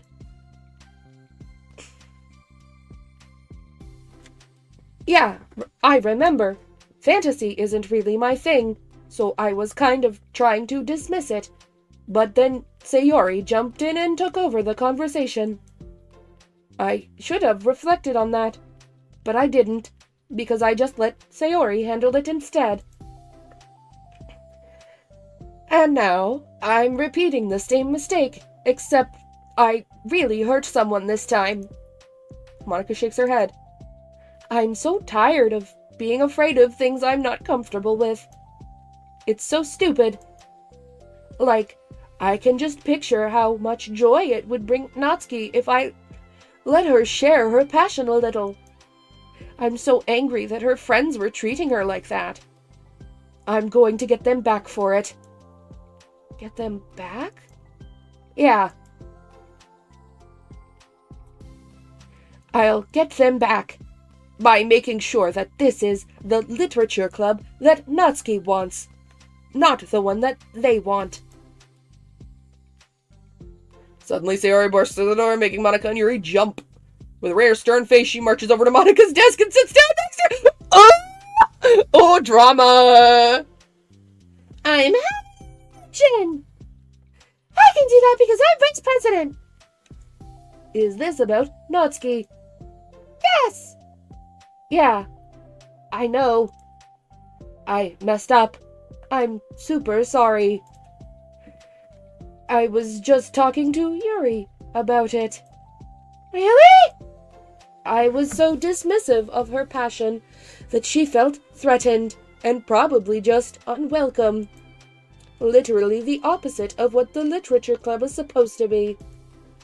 I really need to make it up to her. Oh. Yay, I did it! She's so silly, I love her! She's my scrunkly, she's my Blorbo, I love her. Ahaha. Thanks for the intervention, Sayori. I'm glad we're on the same page. Friendship wins again! Maybe the real literature club was the friends they made along the way. So, answer. I have a plan. Sayori, do you know if Natsuki is coming to the club meeting today? I don't think she is. I see. Monica was afraid of that. Not because of her plan, but because she's facing the consequences of the damage that she's inadvertently caused. The only way to do the right thing is to face it head on. It's so easy to just duck away from conflict and wait for it to blow over. But that's not enough. To truly respect someone's feelings after you've hurt them is to face them and admit your wrongdoing. Not the wrongdoing of mismanaging the club, but the wrongdoing of disrespecting Natsuki's feelings. Okay, do you think you can get her to come to the meeting tomorrow? I can do that. Okay, awesome. Yuri, you don't have to worry about anything, but thank you for being my friend. You're a good listener. Fidgeting with her hair, Yuri turns away to hide a smile. She's so autism coded. Yuri is so autism coded. She's just like me for real. Well, I guess for today, it's going to be a pretty quiet club meeting. I'm going to step out for a bit. Is that okay? Yeah, I'm just gonna read with Yuri. Hey, is this one of Natsuki's books? How come it's out here? Sayori picks up a manga that was resting on an adjacent desk. Oh, that? Natsuki probably just left it out by accident. But I thought she hasn't been coming to the club. Actually, Monica's been. Okay, Yuri, I'm sure that it was just someone else who was using this classroom then. Okay? Monica smiles at them both.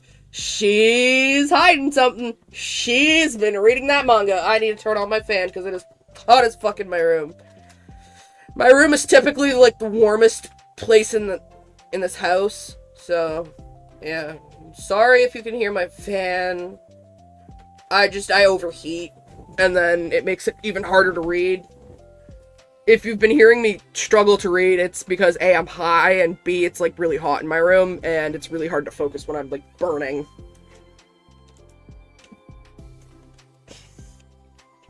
Then with a wave, she exits the club room. I really shouldn't have left that out. If Sayori catches on, then she'll definitely tell Natsuki, and that would get really awkward. Now, I wonder if there's a keyboard I could borrow from the music room.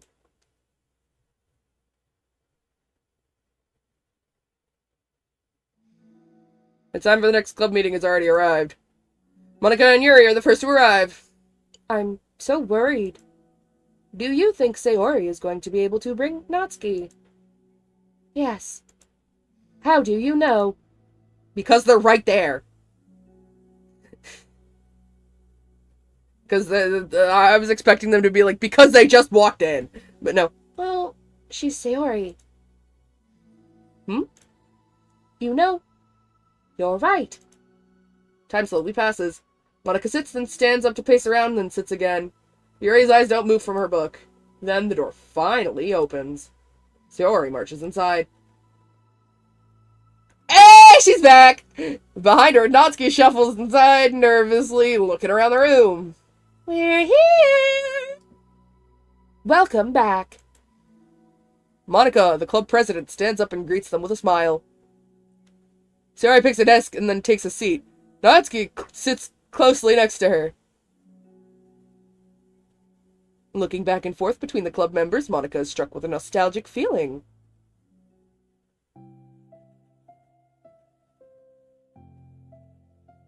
She would stand at the front of the club room just like this, struggling to picture just who may eventually be sitting before her. But imagination was never enough to predict just how unique and diverse each member would be. Each with her own struggles, her own reasons for seeking the vision that Monica had admittedly so vaguely advertised. Seeking trust, understanding, respect. What new lessons will the future hold for the literature club? Realizing she's getting ahead of herself, Monica takes a deep breath and returns to the present. Okay, everyone. The literature club is starting. We have an activity planned for today. Monica turns around to face the chalkboard. On it, she writes manga in big letters. Today, we're going to learn from an expert about a unique form of literature, manga. Oh, come on! Isn't this kind of forced? I know you don't actually want to do this, so just... Monica shakes her head. Natsuki. This is the hardest part. After making it this far, it would be so easy to just smile and move on. But that's not enough. Not this time. I'm sorry. It was wrong of me to not take you seriously when you were kind enough to show interest in my club. I thought about it and realized how biased I was against manga. It caused me to disrespect you, and I'm sorry. But I think you deserve to be able to share your passion with us. So, can I make it up to you? Well, thanks, but... I know you're only doing this because Sayori told you to. Wait, that's not true! Monica planned this all by herself! I didn't even get a chance to talk to her! I was witness to that as well. This is the Literature Club. The Literature Club is a place where everyone gets to be themselves. We all have our own interests and our differences. It's my vision to let us freely express that. And it's my goal to respect everyone for them. So, I just want to learn about the things that make you happy. I think that you deserve to share that joy, as much as everyone else does. Is that okay? Natsuki looks away and hesitates. But it's really dumb. The stuff I'm into. Monica smiles. She kneels in front of Natsuki's desk, looking her straight in the eye. If you like it, then it's not dumb. Except for me. Sayori, you're not dumb either. What the heck? You guys are so weird. Fine, I'll show you some of my manga. Only because you admitted that it's literature after all. Natsuki stands up. Oh yeah, I didn't say this before, but I'm actually into writing too. I'm kind of a pro. But I didn't want you to like me just for that. Wow. Really? I really did you have all... Fuck! I really did have you all wrong, Natsuki. Yeah, whatever. Today's not about that anyway, right? It's about manga, so I hope you're ready.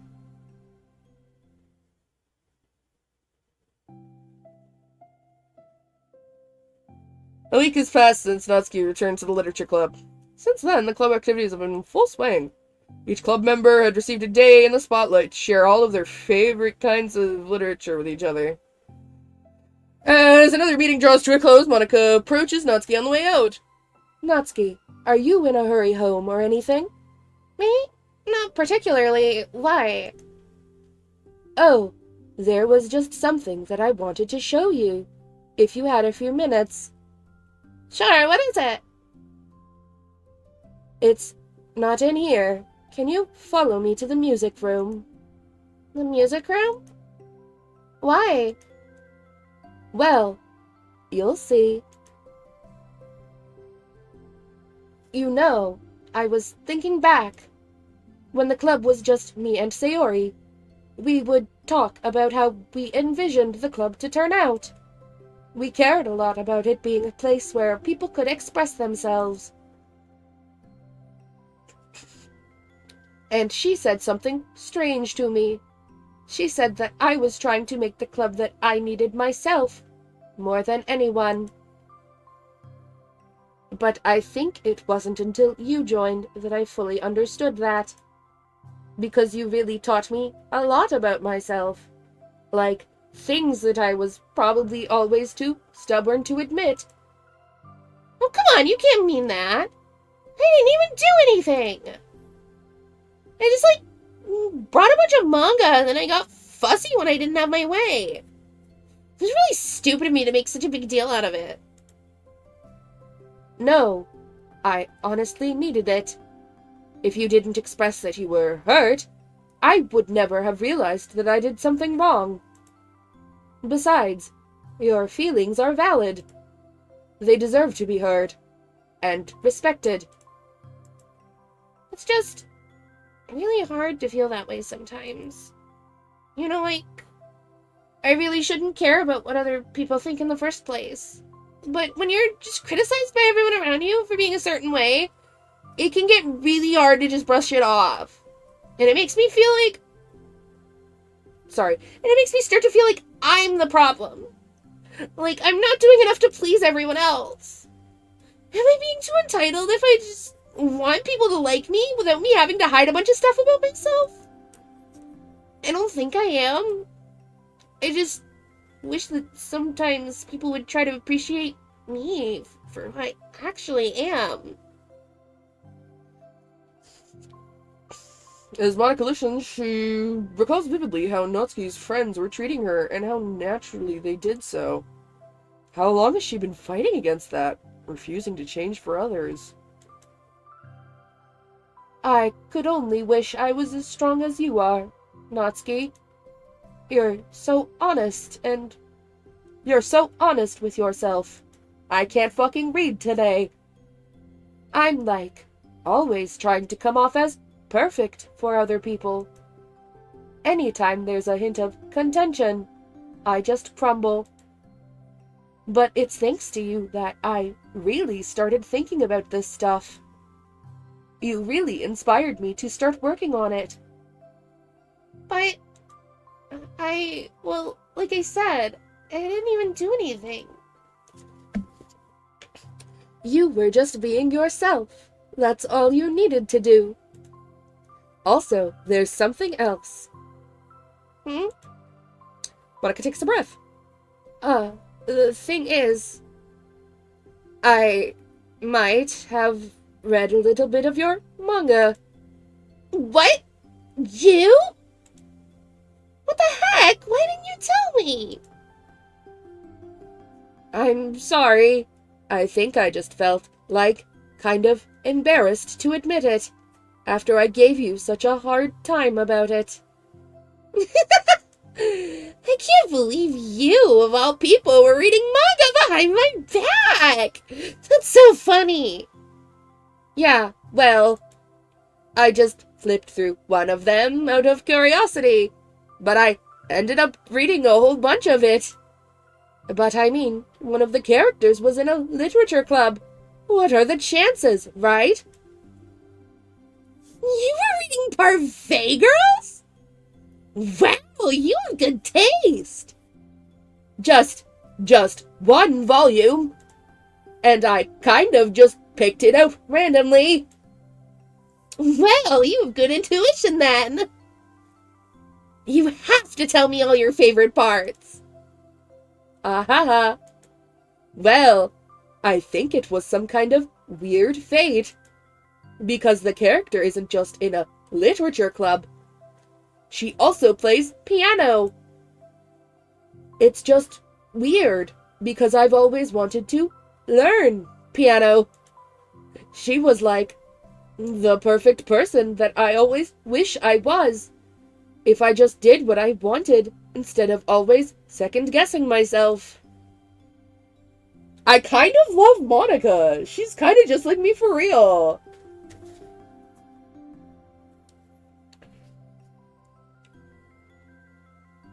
Monica walks over to the piano and sits down. Oh, this is cute! Ah! Oh, this is cute! This is cute! This is cute! This is cute! This is cute! I always felt like I should only share the absolute best parts of myself. The parts that will impress people or make them like me more. But after you joined the club, I realized how self-destructive that mentality is. We share the same things because we want... We share things because... I can't fucking read. We share things because we want to express ourselves. Sharing experiences allows us to share emotions. And I just felt like I wanted to show you this. Because if it wasn't for you, I never would have started playing. Hey, I think the credit for that one goes to Parfait Girls, not me. No. Well, maybe it's true that Parfait Girls put the thought in my head. But it was still you who inspired me to keep practicing every day. Every day? Because, you just make me feel like if I want to do something, I should just do it. I mean, I still haven't been practicing for very long. And I'm really not any good at it yet. Like, at all. But I wrote a song for the club. And I worked really, really hard on it. It doesn't have any words or anything, but, well, yeah. Is it the...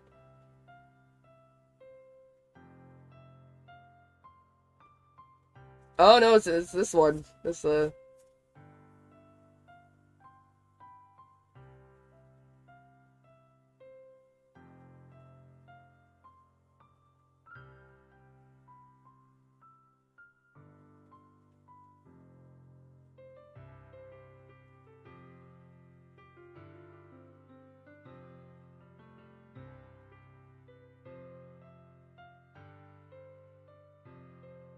How are they gonna hurt me tonight? I'm waiting! I'm waiting for them to hurt me! Do it! Come on!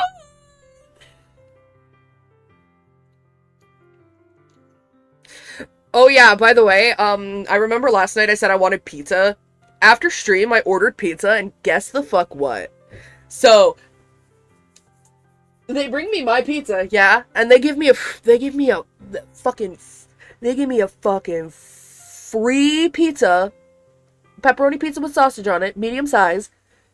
They give me a free Sprite, and 2 free dipping sauces. And on the free pizza box, they wrote, they wrote a really nice message, thanking me for being a loyal customer because I order from there all the fucking time, and I've been ordering there since childhood. And that they appreciate me. And I fucking cried. Like, I damn near cried. And it was crazy. Anyway, back to this. That's all. That was so good! It was? Yeah, are you kidding? You're already a pro! Ahaha, not even close. Does the song have a name? You said it was about the club, so... Yeah. It's called My Song, Your Note. Because everyone brings something so unique to the club. I'm going to sleep after this chapter end. Okay! I'll, save saying goodnight for when the chapter ends, but yeah, I'll say goodnight, don't worry. It's completely different from how I first imagined it, I think. But I was like, such a selfish perfectionist. It shouldn't be about me. It should be about everyone. And it's all of you who help shape the club into what it is. I would never change that. Well, I think that's really thoughtful. And kind of flattering. I kind of feel like I don't deserve this much validation. I wasn't exactly very patient either when I first joined the club. It makes me feel like I should probably apologize too. I think I was just really fed up with a lot of things, and I got frustrated after not getting my way in the club. So, yeah. I really didn't mean to take it out on you. I was being really immature. If you get my stubborn butt to apologize, I guess you're doing something right. It's fine. I'm past it too. I think we're already even. But it's really sweet to hear that you were thinking about it. It takes a lot of maturity to reflect on that kind of thing. Well, I wonder who I got it from. Oh, never mind. Well, anyway, fuck. Well, anyway, we're even as long as you let me keep my manga in the club room. You did admit it's a form of literature. You totally can't take that back now. You got me. The closet's all yours. I'll tell you what. I'll bring in a little something for the club tomorrow. I want to do something nice in return. What kind of little something? Oh, we'll see. But I don't think you'll be disappointed. I love Natsuki. She's so funny. I love her. The next club meeting ends up being a particularly tasty one. Oh, yeah. No mail? No mail? Come on! They're just baiting me with those emails. Alright, and that's the end of the chapter. Go through the Canadian. Good night. We appreciate you here at Cunt Cult. We appreciate you.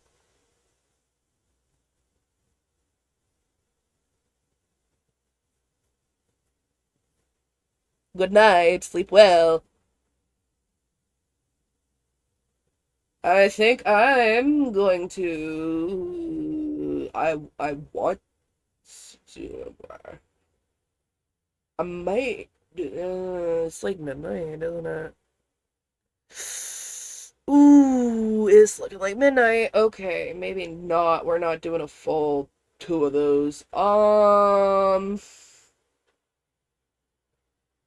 What if instead of playing Doki Doki Literature Club for the next, like, until midnight-ish, I just play Club Penguin or something?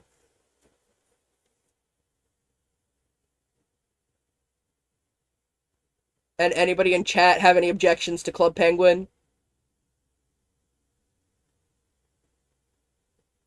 Hell yeah. Okay, we're doing Club Penguin. Okay. We're playing Club Penguin. Club Penguin. It's fucking time, baby. It's fucking time.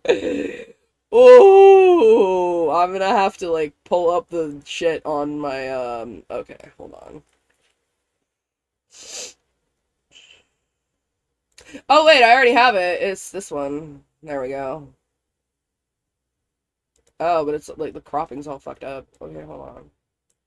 I gotta find this one and then take that out. Bang, and then bang. Club Penguin Legacy, baby. Oh, fucking hold on.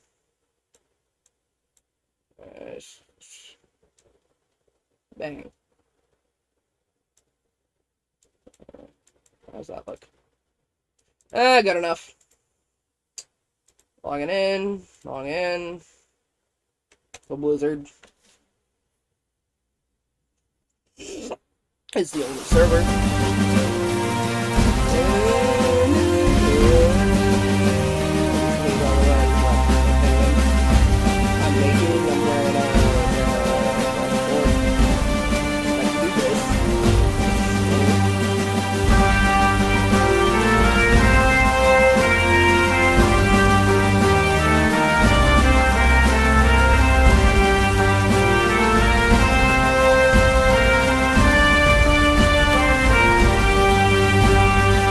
For the honor of Great Gold!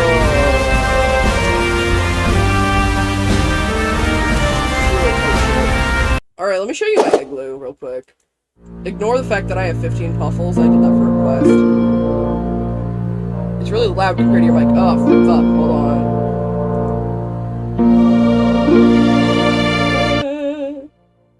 on. There we go. That should be better.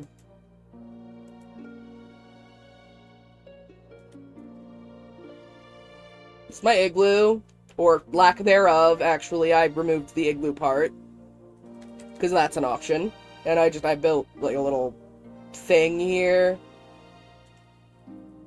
I wanted to, like, cram as much fucking furniture in here as I could. I'm on both sides of your screen, you can't escape me. What? Huh? Oh! Oh, there's 2 chats. Why?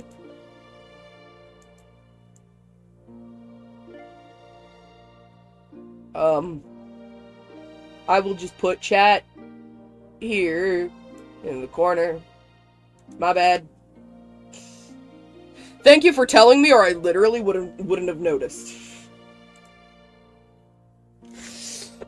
Okay.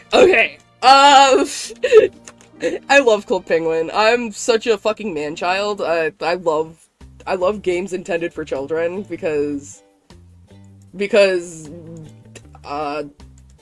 mentally I am still 7 years old. And so I buy everything in the catalog. Ignore the fact that I have 93,121 coins. The story behind that is that I logged in one day and I just had like 200,000 coins and I've just been blowing all of it on like as much shit as I can buy. Because I'm a reckless spender, and if you give me like a fuck ton of money, I'm gonna spend it on random shit. Obviously. I'm kind of a shopaholic. Retail therapy is my favorite kind of therapy. Well, besides dialectical behavioral therapy, that's my other favorite type of therapy, because I've been through that, and it's good therapy. Shout out to dialectical behavioral therapy. Now, what was I going for again? Hand items, and I wanted to surfboard. Yes.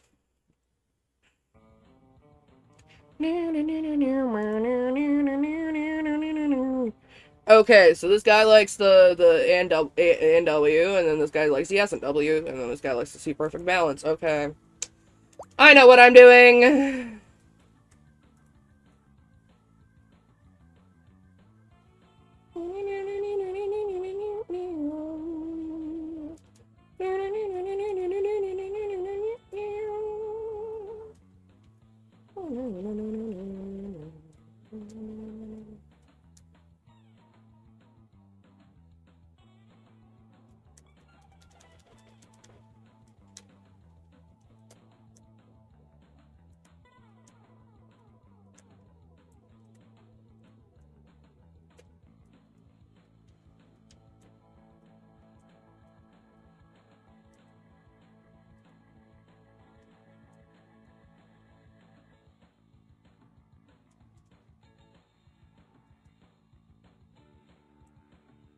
Uh-huh.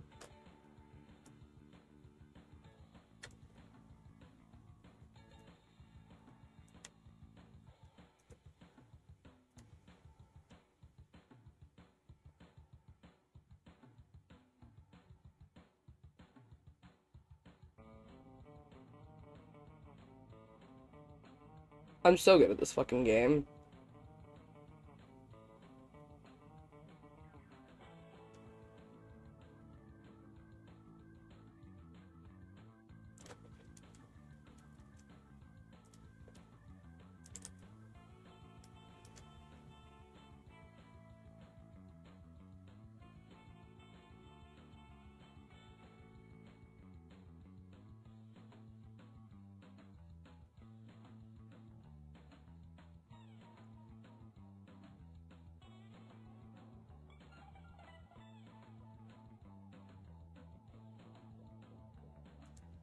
Cool, now I get to do all the tricks, because bro's got the schmoves. I do.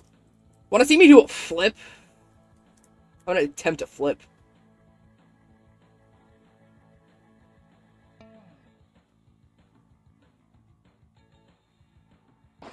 Ah.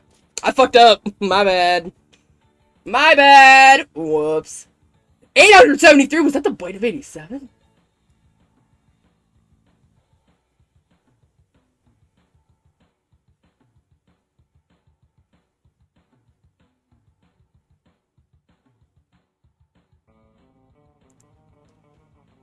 Wow. What the fuck is grinding? The blender, SD or DW. Okay.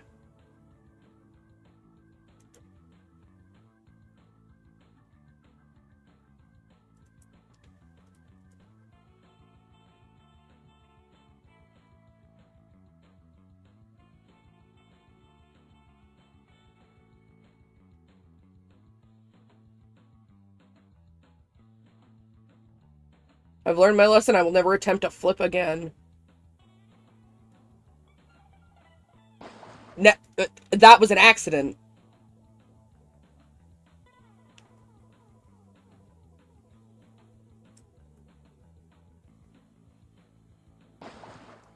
I fucked up. Okay, fuck this game. Fuck this game. I'm never playing that again.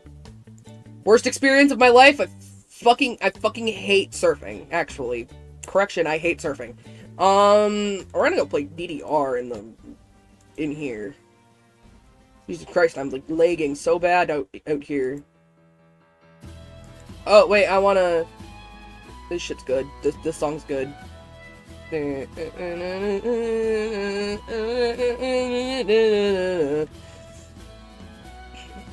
Alright, enough of that. We can do like maybe 2 or 3 songs on here. New game.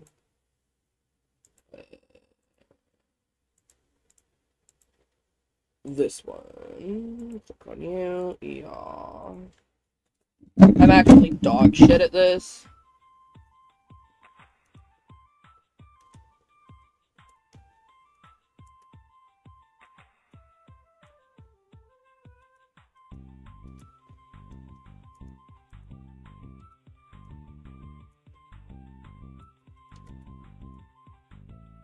Oh, god damn it.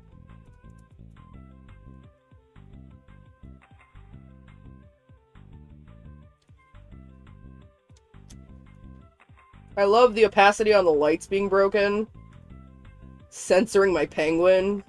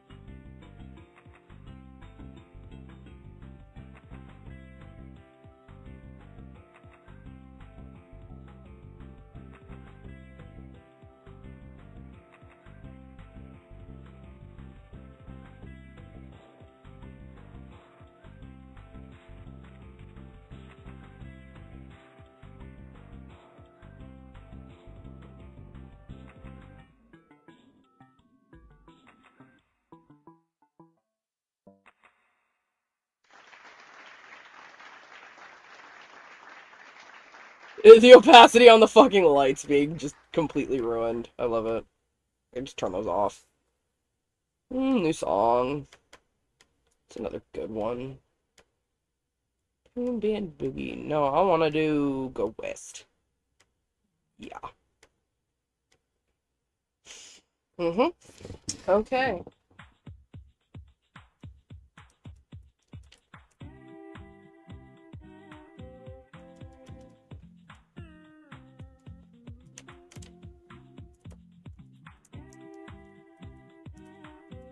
Oh, fuck them up. Yeah.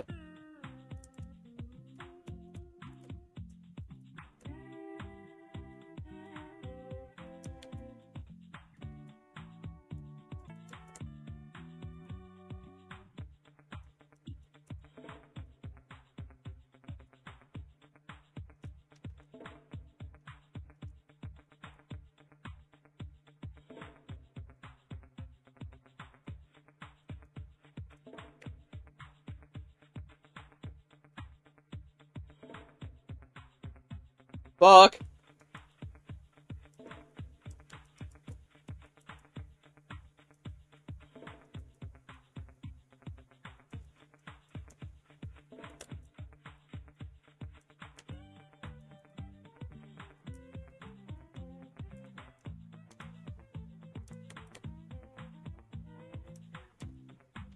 Eh!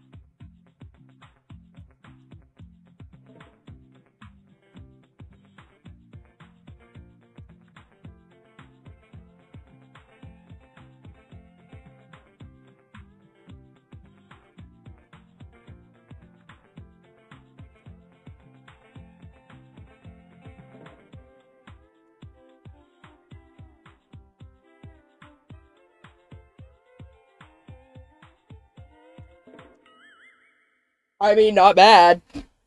I didn't do bad. She loved it so much her text is leaving the speech bubble. Wow. Alright, enough of that.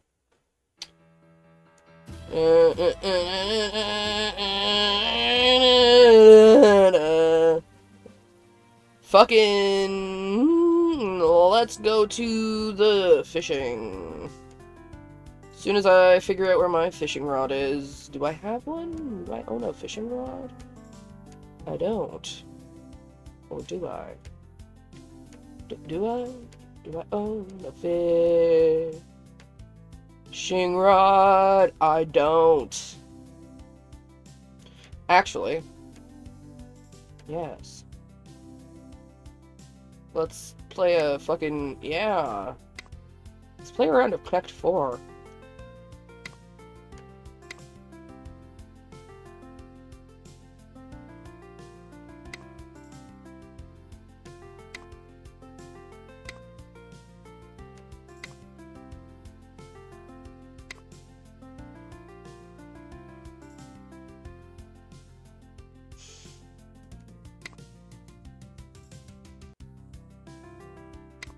Fuck! I've been caught.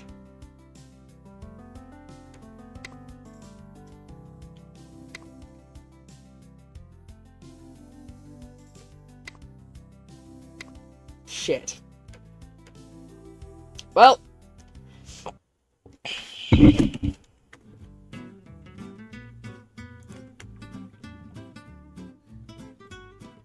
fishing time.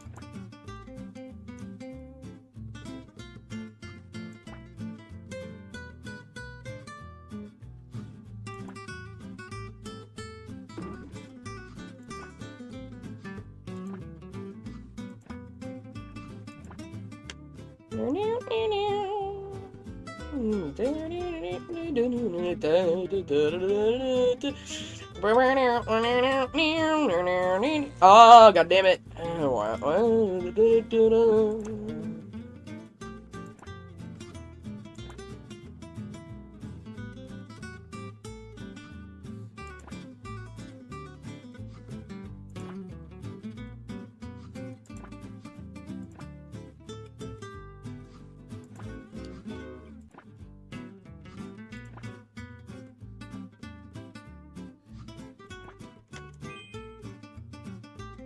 Hell yeah, I got a stamp.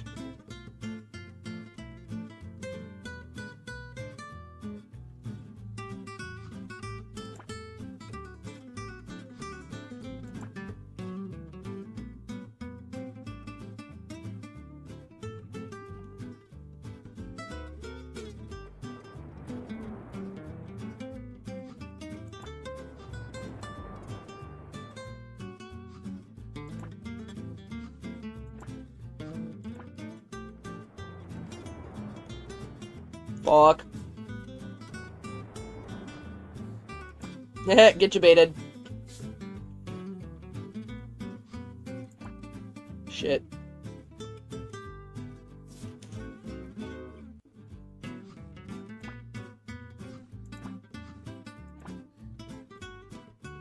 I'm feeding a small town tonight.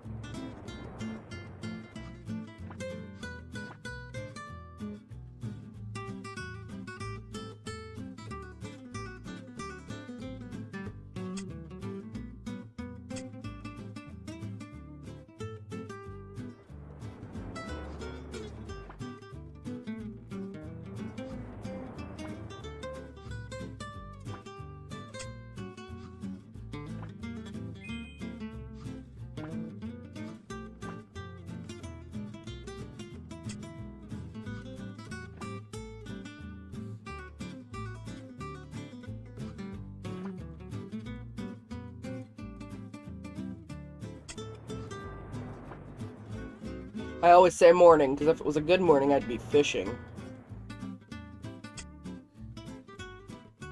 I love when I go quiet, because I'm, like, super laser fucking focused on fishing in Club Penguin.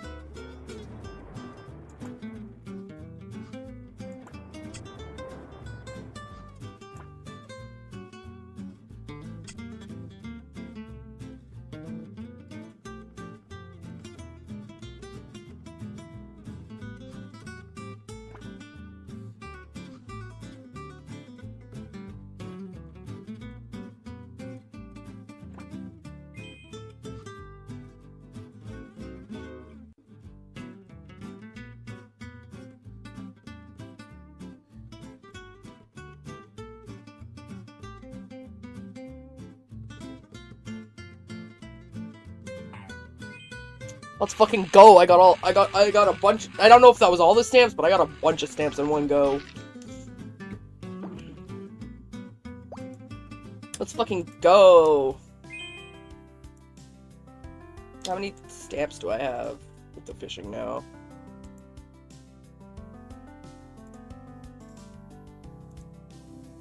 Oh.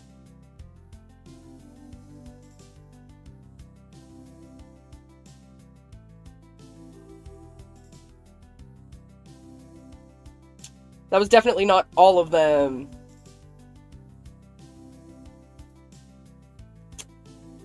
Okay. No. Enough of that. I want to go play some fucking card jitsu. I want to be ninja.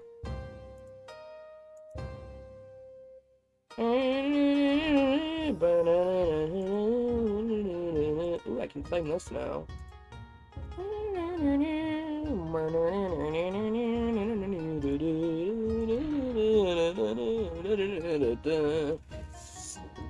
The fucking, oh my god. Okay, this shit is so awesome. I love card jitsu.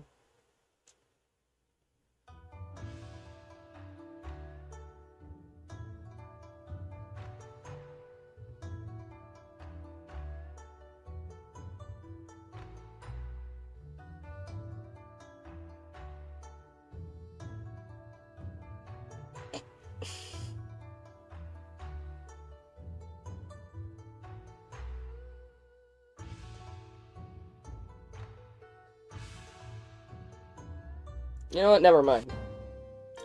Maybe I don't want to play card jitsu now.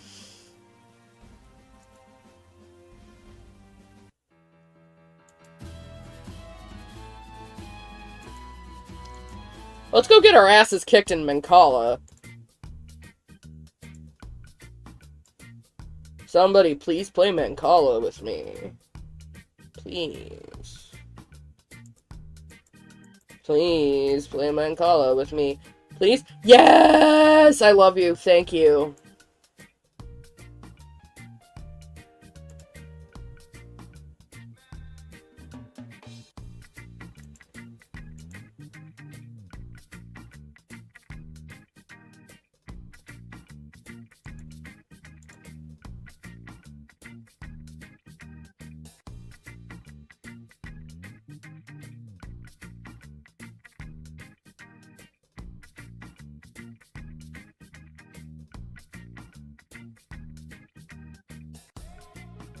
Never mind, I guess we're not playing Mancala.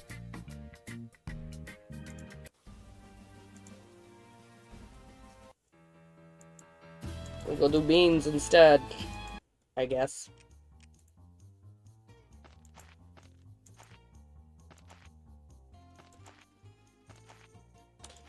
AKA Carpal Tunnel Simulator.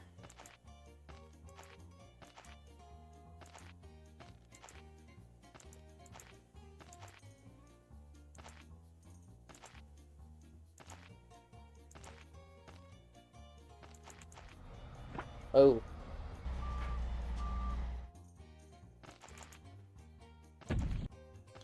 Uh-huh, they're throwing anvils out now.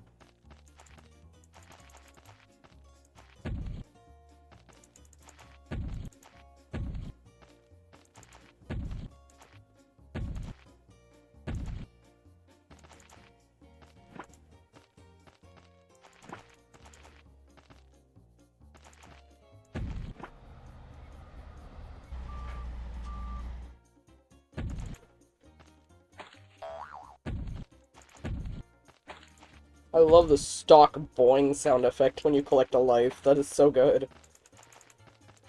This game in general, just Club Penguin, oozes charm and quality. It's got that early 2000s scuff to it even now that I just love.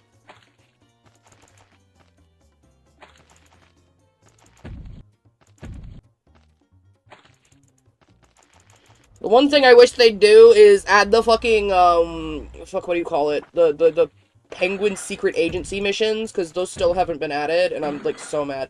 Oh, come on! That's unfair. You can't just spawn all 3 on me at once. That's so evil.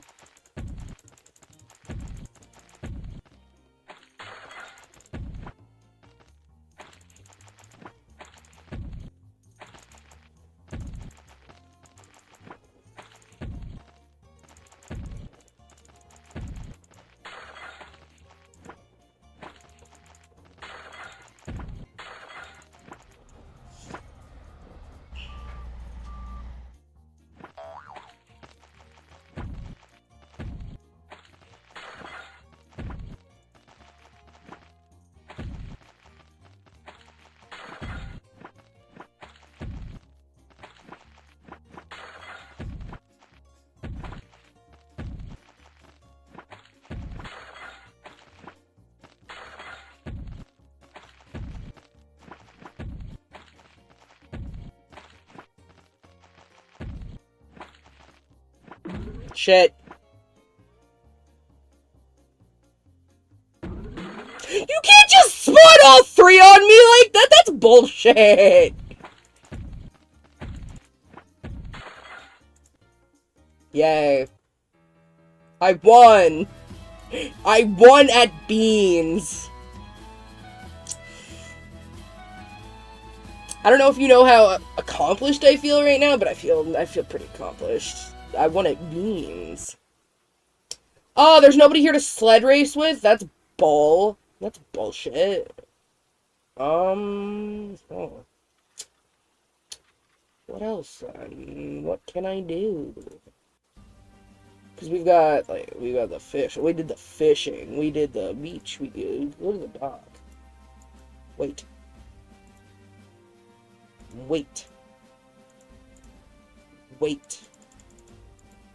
Oh, I don't have them. Okay.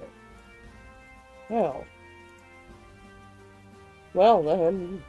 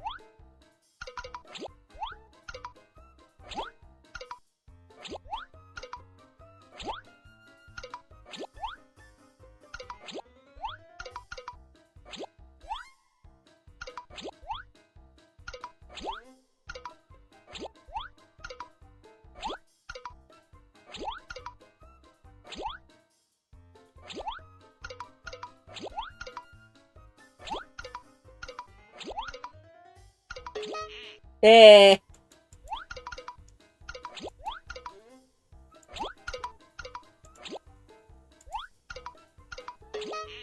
Oh, god damn it.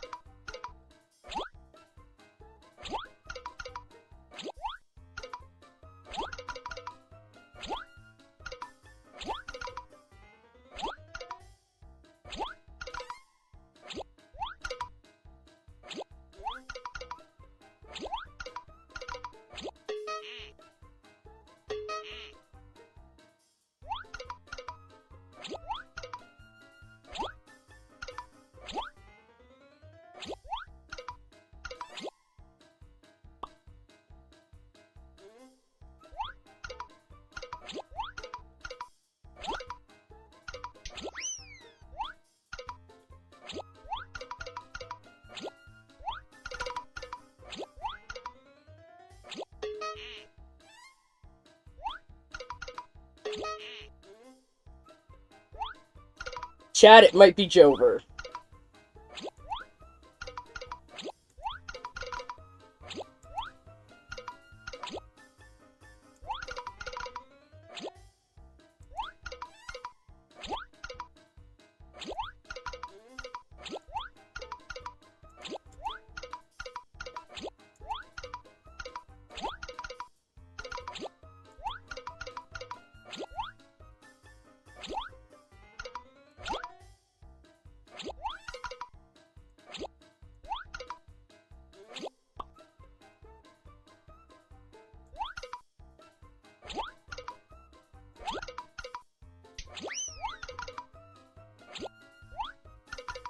Never mind, it's not Jover. Never mind, it might be Jover.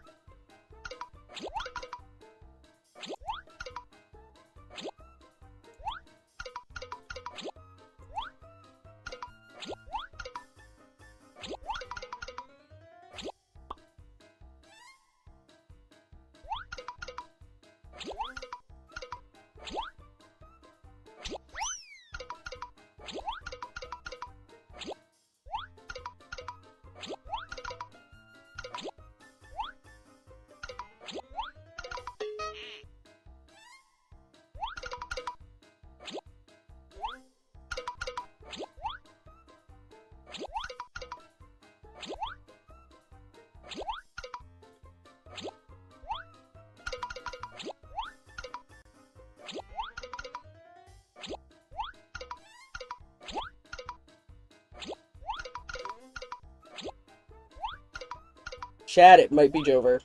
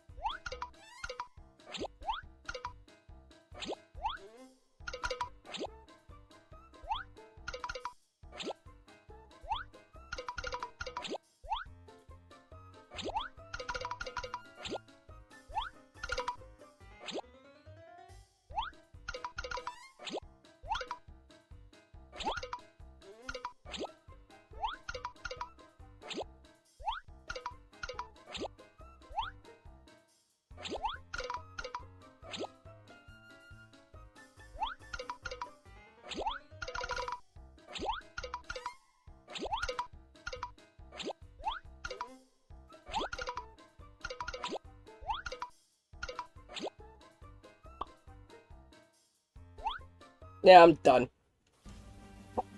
I don't want any more Hydro Hopper. Kinda seems like we're out of stuff to do now. Wait. I know what to do.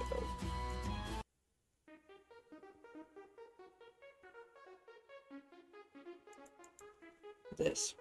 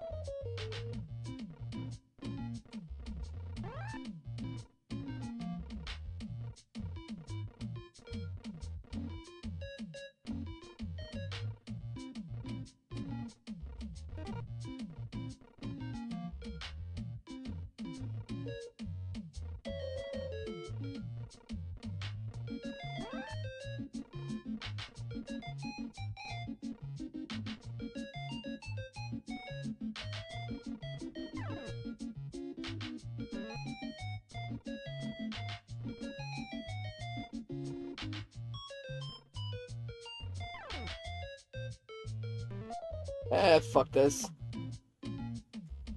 I'm out.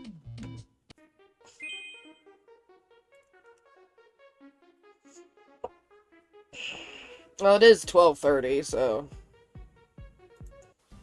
I'm thinking maybe one more round of... dance game, and then, going to bed.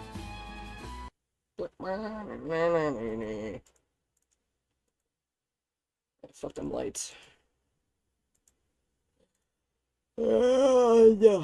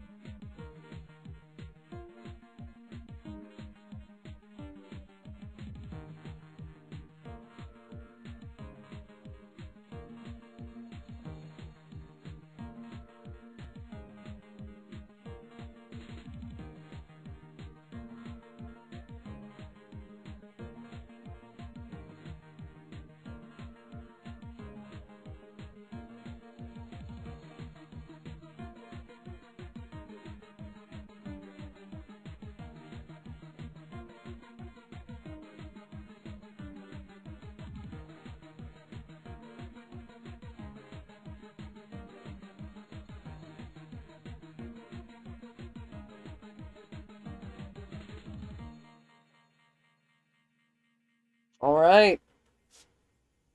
Well. Good night, everybody! Thank you for coming out. I won 422 coins. Oh my god. Night, everybody.